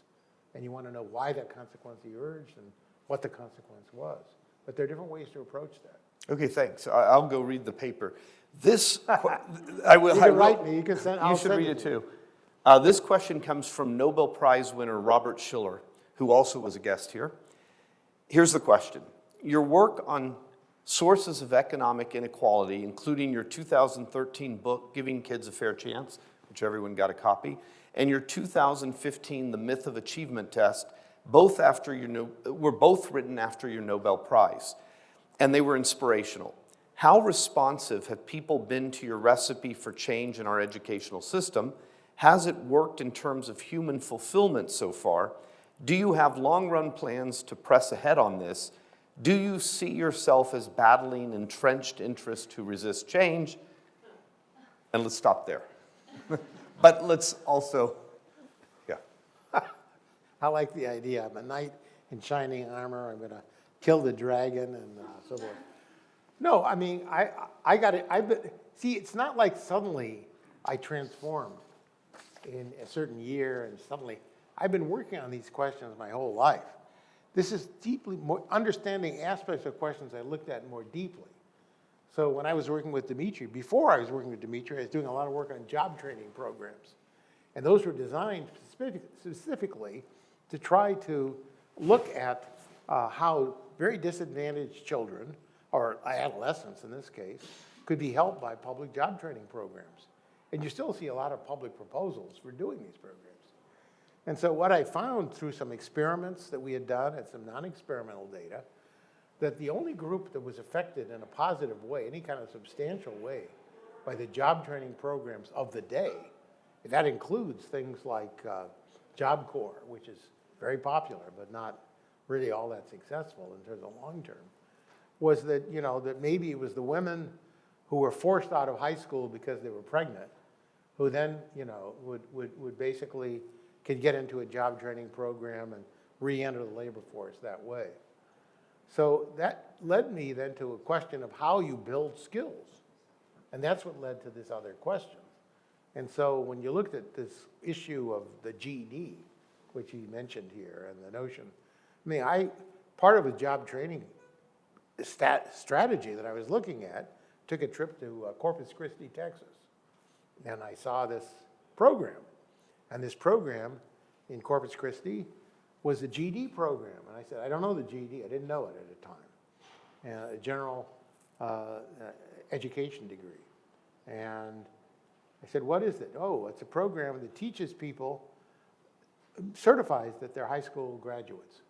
So it's people who dropped out, who can then be certified as high school graduates, and then can proceed through the educational system.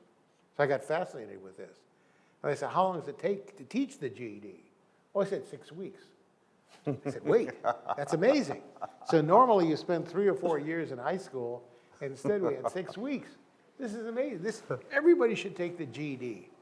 So I came home, and my daughter, actually, I was telling her about this. She said, I'd like to take the GED so I can get out of high school. I was like, it's very boring. So the point is that I got fascinated. And with Steve Cameron, who was a graduate student at the time, he and I in particular, and then later workers with John Eric Humphreys and other people as well, we investigated this systematically. And what we found is that the people who were exam certified were indeed at the same level of skill of people in terms of measured by a test score. But they were much less likely to get employed. They were much less likely to stay married if they ever got married. They were much less likely to even be accepted by the Marine Corps. And the Marine Corps rejected the male GEDs because they were too violent and too unruly, which is kind of an odd thing. You'd think you'd want your Marines to be really tough guys. And so what happened is we saw that there was a deficit in these social and emotional skills that we were talking about, this notion of executive functioning. And so that provided a very clean contrast. So we looked at a number of dimensions of performance, whether it was it wasn't just earnings. So they earned about the rate of high school dropouts. So even though they had these high test scores, they were earning at the rate of dropouts. So then the notion is there was a missing skill. What was the dark matter? It became the social and emotional skills. And that's what led me on to this question of social. So it provided a guidance. Some of the psychologists, do see this as a contribution to psychology, but we saw a very sharp test in that regard. But then it also said, well, that tells us and answers the question about what it is that does lead to success. It wasn't just this test score. Mm-hmm. And then I would add as a footnote, when we studied the test score, and this is the test score that Herrnstein and Murray looked at too, the test score itself, only about 50% of the test score could be explained by IQ. The rest was by these social and emotional skills. Because after all, if you're testing knowledge, you're testing the persistence of individuals to acquire that knowledge. So it's a personality trait as well as just a pure mental trait. Mm-hmm. So trait is even the wrong word. I use skill. Psychologists don't like it because traditionally they talk about traits, but that has a genetic flavor to it. It has a fixity, which I don't think is real. Okay, thank you. In the Silk Institute, we're also working on a financial literacy course or program for young people. What do you think is the most important thing middle schoolers should know about money?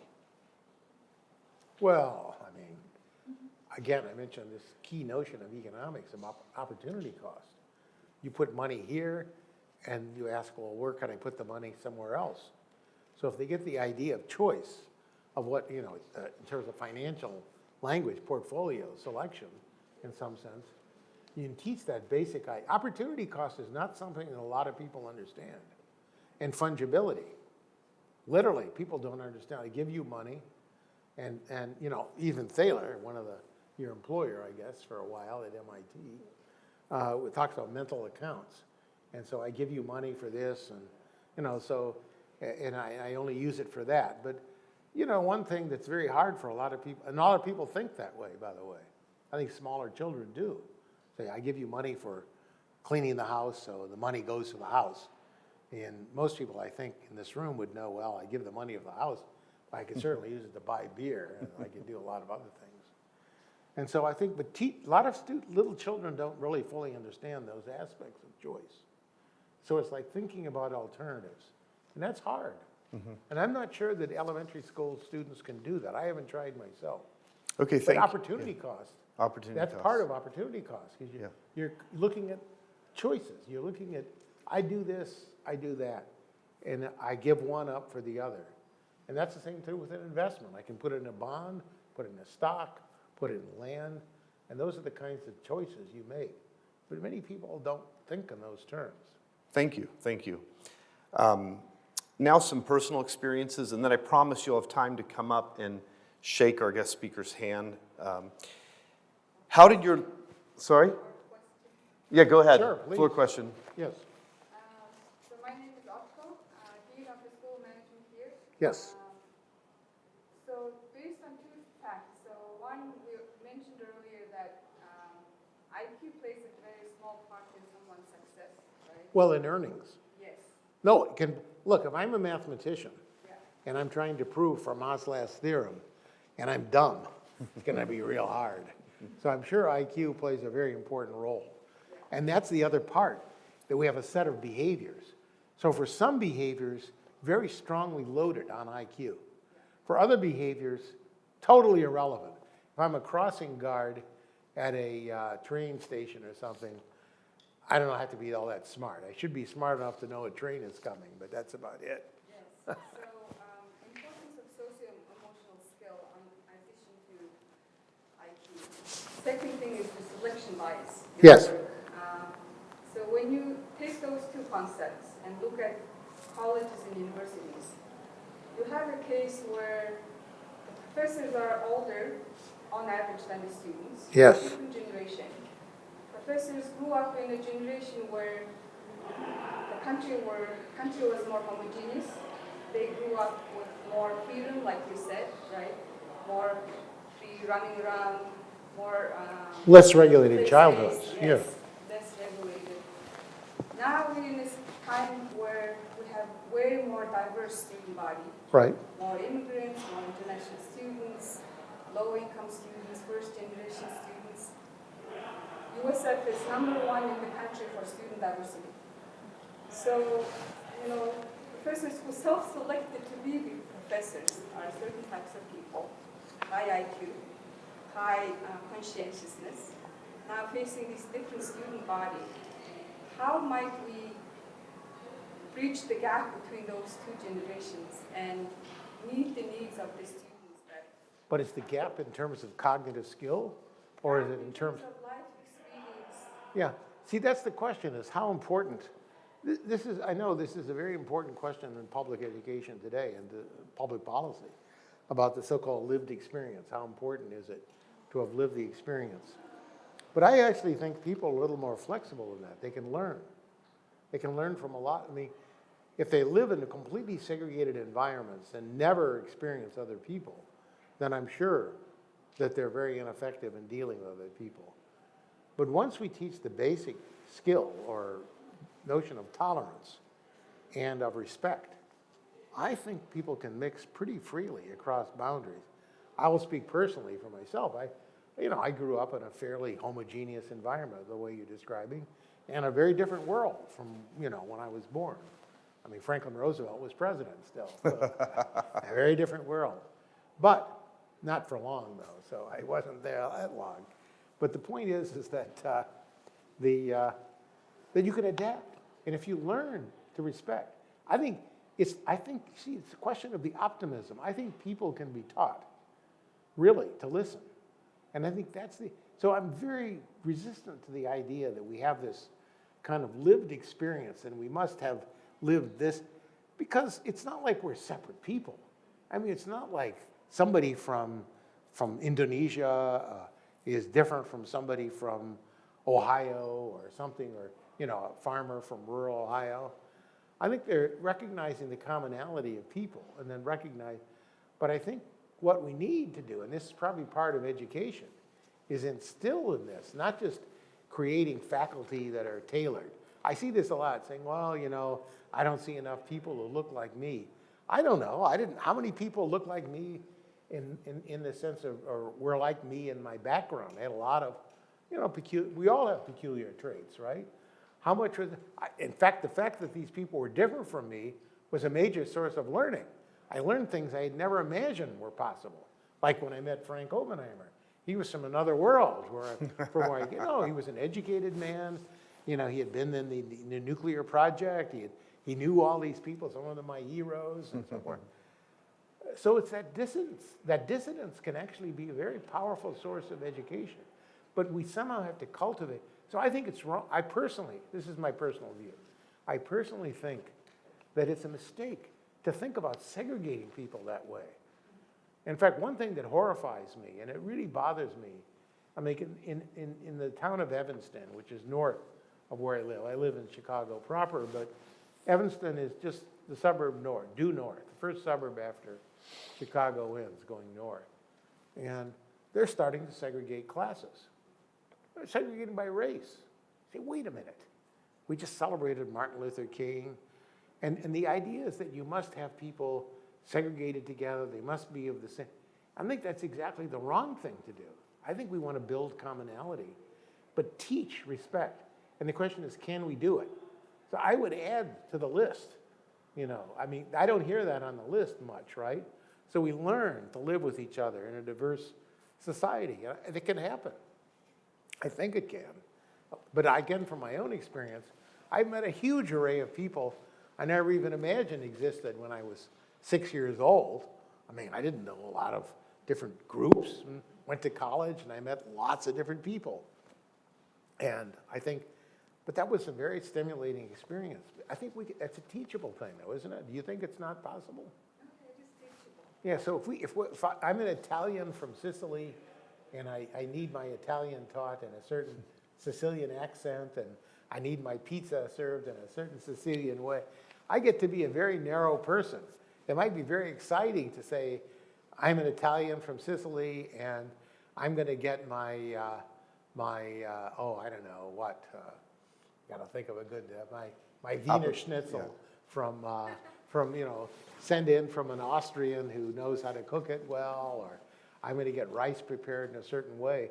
And that's very exhilarating. I mean, but, you know, teaching tolerance, I think, is tolerance is part of the notion of creating a common purpose.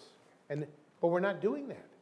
See, I actually think that this notion of, you know, identity, and identity as being around so-called lived experience, is so contrary to education.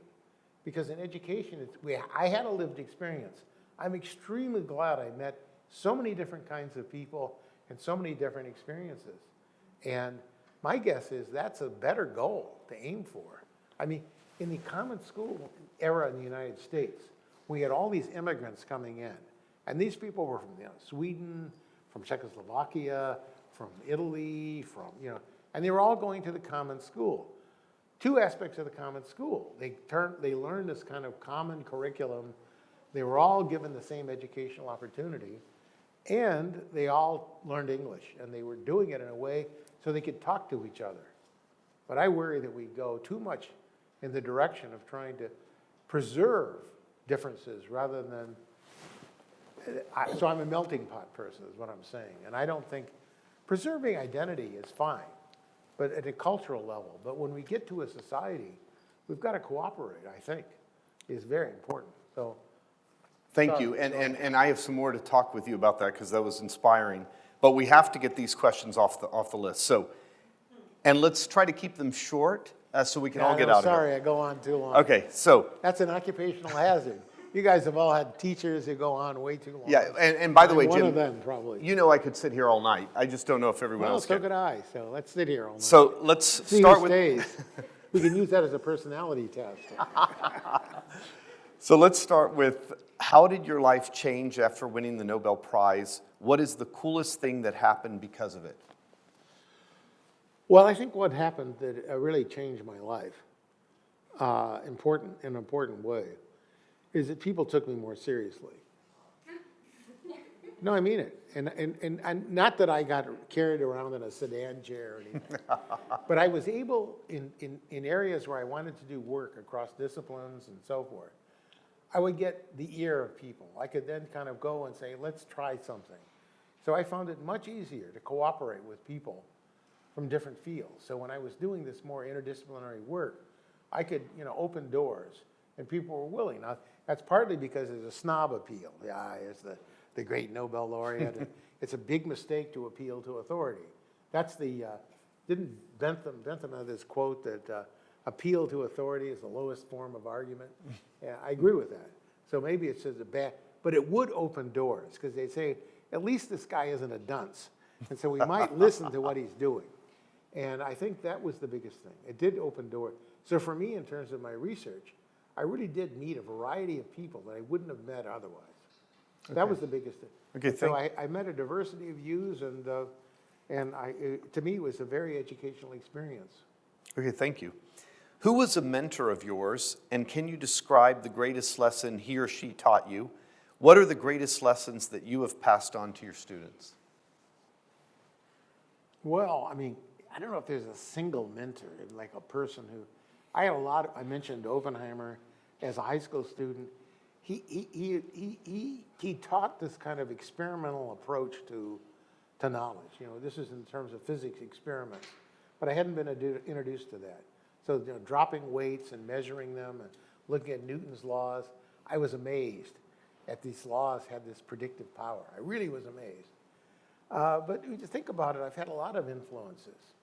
So a lot of them came from my colleagues, so it wasn't like a single person. It was like, my parents, of course, and my wife, my late wife, and so forth. Those were very, very powerful influences. But if you think about intellectual influences, and that's what you're talking about, mostly, I think that my biggest influence, well, I would add my wife to that. She was a sociologist, and I was an economist.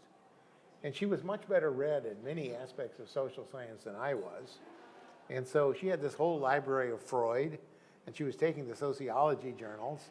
And I had this whole, and so I read everything that I get my hands on.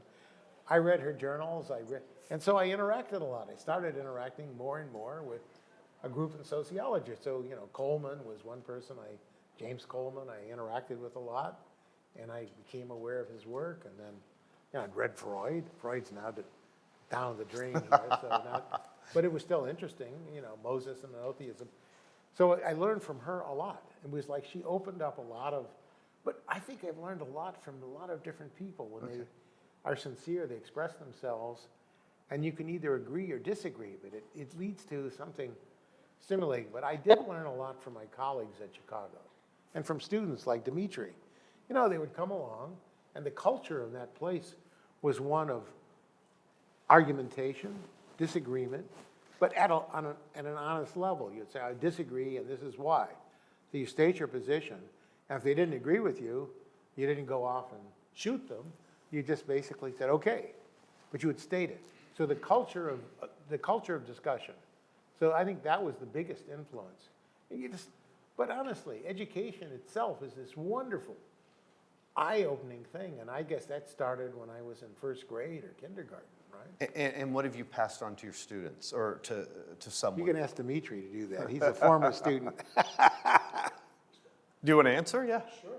I think for me, it's this combination of kind of rigor when applied about thinking about career decisions when I'm doing my work, but also sort of epistemic humility and knowing when I'm on less certain ground. And so I try to do things in my work that if I told Jim Heckman about it over a scotch at the faculty club, would he be proud of me, or would he shake his head and frown? So I think for me that's There's a set of standards you get from, I hope I pass along positive images. I'm sure I've passed along some very negative images. I know for a fact I have. Some of the students hate exactly everything I do, but I think teaching people to kind of engage a problem, but to know, there's a great YouTube by the physicist, Feynman. You know that? No, but I just guessed. Yeah, fine. Yeah. Oh, really? It's a good guess. Why did you guess that? But he talks about science and pseudoscience, and I like this very much. And he had a very low opinion of social science. So if you go to YouTube and you get Feynman on social science, you'll get various versions of it. There's a Turkish version of it, and there's an English version, and so on. But what he said was, he talked about what he thought were these phony scholars, pseudoscientists. And he ends the discussion by saying, but I've done the science, I've done real experiment. I know how hard it is to do an experiment. I know you have to set up and do all the work. You have to verify the conditions. You have to check, and you get all the disputation. And he says, and I know that they haven't done the work, because I have done the work. So there's that sense. I mean, I guess that's the sense, that you pass that along to know when you know, to know when it is you know, or at least not to just pretend you know, and not to say I know because I can get past people, and I can get an A on the exam, and this guy was such an idiot. I didn't know how bad I was. No, but I do think it's that sincerity, but it's the intellectual sincerity to yourself. That's the part that he was talking about. And the experimental science is very rigorous. I mean, you look at the standards of evidence and CERN. For example, when they were finding the Higgs boson, we think of standard errors in social science as 2 standard deviations. There you're getting standard deviations of like 10 to the 20th or something. I mean, it's amazing. 10 to the minus 20. So you're getting very high levels of credibility and determination. So that's the point. To know what you know and to know what you don't know. Okay, thank you. What is something that you've learned from a family member that has helped you in your career? Well, I mentioned my You mentioned your wife, already. so we've covered that. Right. Out of all your accomplishments, what are you most proud of and why? You mean a written article? Can Well, be I have anything. children. I'm proud of my children. I'm proud of my grandchildren. And so that's a very nice thing. But that's not what you mean, right? You mean something intellectual. Let's go to intellectual. Okay. There's one study I did. It was a study that I did, and I think you've seen the study, but I'm not sure you did, Dimitri. But I did a study years ago on the impact of the civil rights law on the status of African Americans, the 64 Civil Rights Act. And the reason why that was interesting was that in 64, there was a war in Vietnam, the economy was very tight. There were a lot of factors going on that had nothing to do with the civil rights law. So that in fact, many people said, well, it was the tightened economy, it was the fact that education was now made available. And so at a certain level, it looked like there were a lot of competing explanations. And so at one point in my life, I decided, because I had this experience in the South, living in the South for a while, that I felt strongly the law had an effect, but proving it was a lot harder. So over the course of 10 years, literally, it wasn't 10 straight years, but I gathered bodies of evidence together, and from multiple strategies, came up with, I felt, was a very convincing body of evidence that, in fact, the civil rights law had had a huge effect. And what I came across in the course of this investigation was a study, the South Carolina, when it set up its Jim Crow laws, collected data at the individual plant level, I found out. So you can actually find out what percentage of the workforce is black and in which occupations. So I could follow these people from 1915 to 1965 and determine just what happened over those years. Well, we had the Second World War, we had the First World War actually, and we had a lot of other, and the Depression. So I guess, how did these factors change as a result of those economic factors? Not much at all. The law was strictly enforced.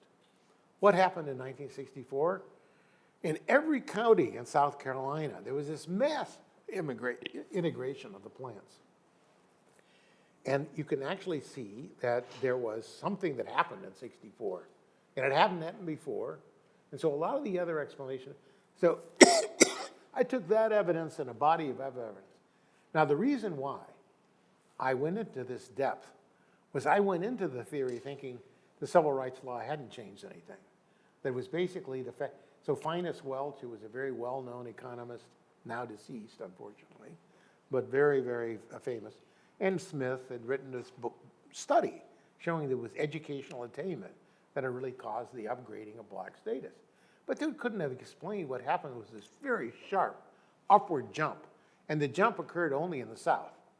I mean, otherwise, there was a gradual improvement in the North and in the West, but it was only in the South you had this rapid jump. So by putting these different pieces of evidence together, you could actually then create, I think, a body of evidence that was convincing. Not any single piece of evidence.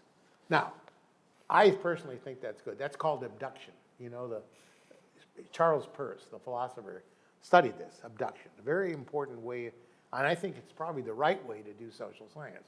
Nobody does it, though. Very time intensive. It's too demanding. You have to go into all the different data sources and really eliminate the alternative explanations, which is rarely done. So it's that kind of intensive activity. But in the end, I felt I really convinced myself, especially since I started off thinking it wasn't true. In the end, I realized it was true. So I surrendered to the data. But the crucial thing was to look at the different alternatives and to do it step by step. So I had, a lot of my colleagues at Chicago were very resistant to the idea at the time that the government could do any good. But then you had a good, simple explanation. The law was imposed on these employers. The textile industry, which was the major employer in South Carolina in particular, was, had a lot of pressure. And now foreign countries were coming on board. Japan, and in particular, India, China came later. And so there was competition. So if you could hire black labor, a lot of them, there's large pools of black labor, you could reduce the labor costs and become competitive in world trade, which is what happened. The textile industry hung on for another 20 years or so in South Carolina. It's deader than a doornail now. But no, because eventually, the other cheap labor countries came on board. But it was that kind of study. And then to understand that with the employer, that the law was contrary to the interest of a lot of employers.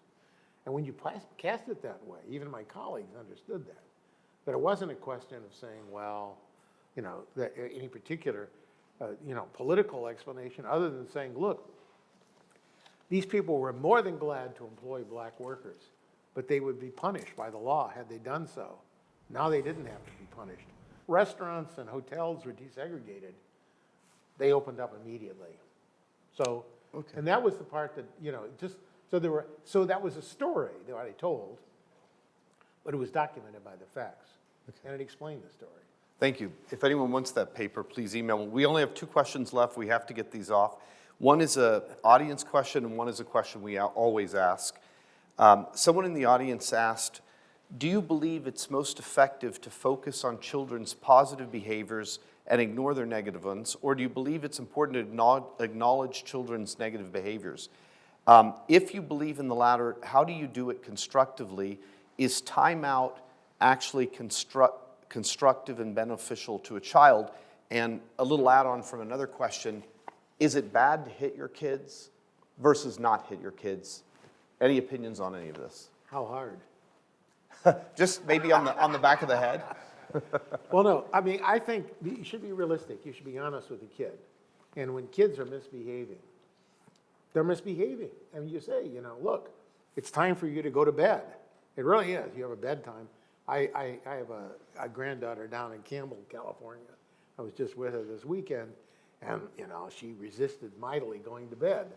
And so there was a lot of resistance and, a lot of crying and on and on and on. But I think it was very important that the parents were forceful, not beating her, but by early telling, putting her to bed and saying, you must go to bed, you must do that, and cajoling her. But I think that misbehavior, if a child steals, if a child lies to you, I think you should basically tell the child. Now, if you're asking about corporal punishment, is that a good thing or bad thing? Big debate, I know that. Some people think it's horrible. And I'm not espousing it one way or the other. I've never really studied it that badly. Personally, I was spanked more than once. I mean, my parents spanked me. And, you know, the old adage, spare the rod, spoil the child, that was around. I didn't think it harmed me so much. Maybe I am harmed, but I'm not aware of it. But I do think you have to come in and tell the child the truth and intervene, and especially if it's in the child's best. You are still the parent, and you're making decisions for the parent.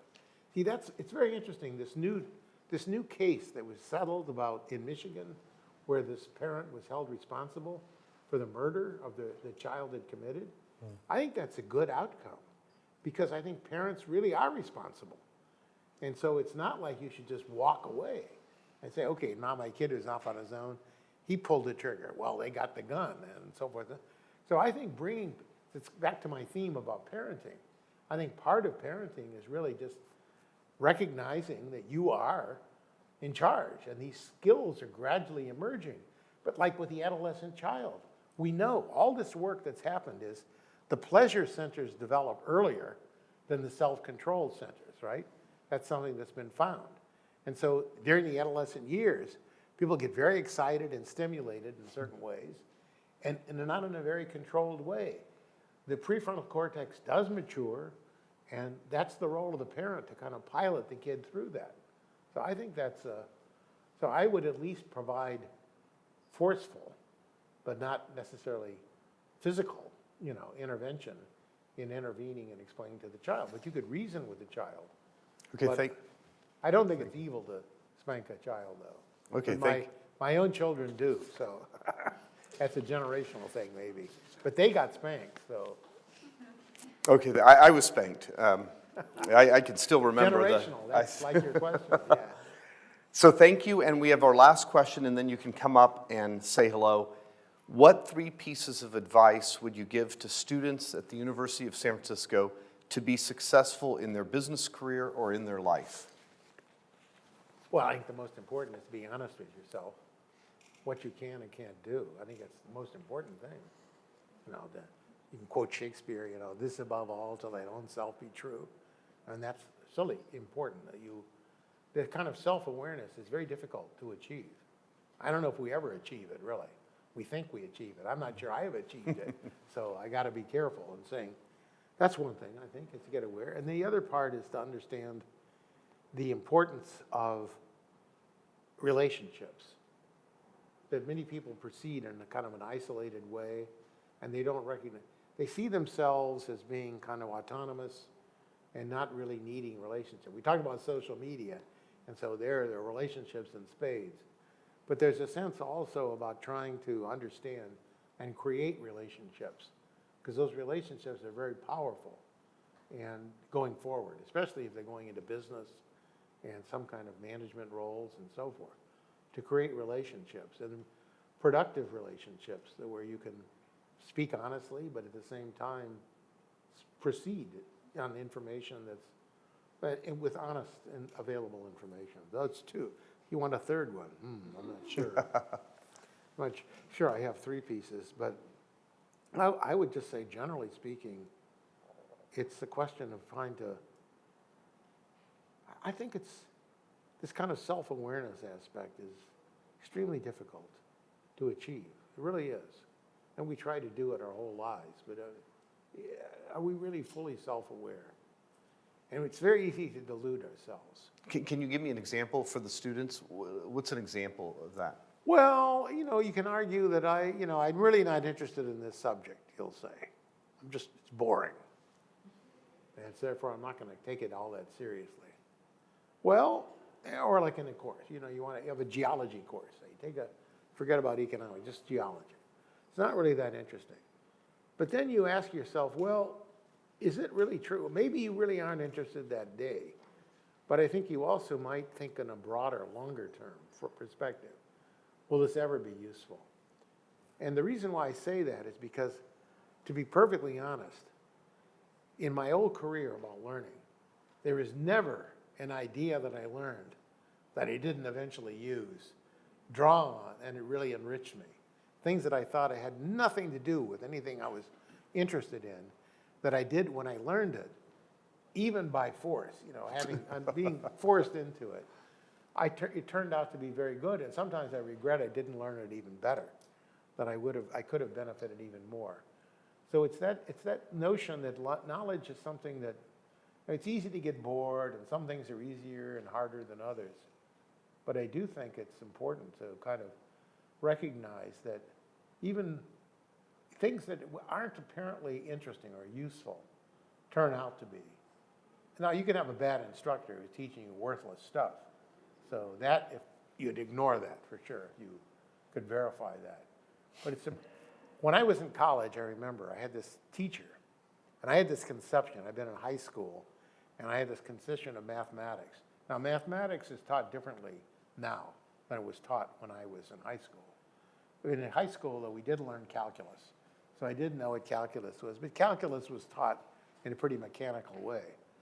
And I had these instructors, and now you'd get this in high school. I know my own kids did. But, set theoretic notions. And at the time, I remember a friend of mine and I went in. This instructor was a very brilliant guy. Everything was very set theoretic and very abstract. I said to myself, wait a minute, what does this have to do with the calculus? I wanted to grind out derivatives and do some of these mechanical actions. And then I realized later, the rest of my life, how much I learned from that class. All these set theoretic notions I use almost every day. But at the time, a friend of mine and I went in and complained to another professor. He's teaching us irrelevant stuff in mathematics. And so that's an example that I would give from my own life and how stupid I was. I really was stupid. We were both stupid. And the other guy who went in with me as well also agrees that was a powerful class. But, that's the part about learning. So in terms of learning, be a little patient and think, people who are doing this are probably doing this, offering these courses sincerely. But you might not want to know, what Renaissance art was in Ethiopia or something. It might be a class you just not want to do, and I accept that. But some of these basic ideas, they're unpleasant. They require you to think in a different way, and that can be disruptive for a while. But education is disruptive. It should be disruptive. That's the part I think we keep forgetting. It's precisely because it's disruptive that it's education. It keeps you out of a rut.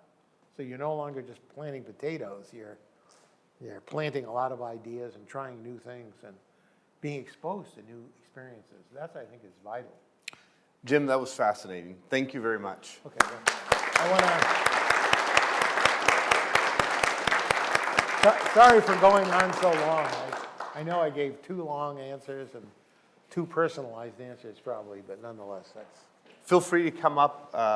Jim will be here. Are you okay with fans? I'm happy with enemies might be better because they will offer objections to what I said and talk about what they think is really wrong with it. And if that's true, I don't want to hear it. I want to be the first to hear it if I can. So I'm very much on board with that. So.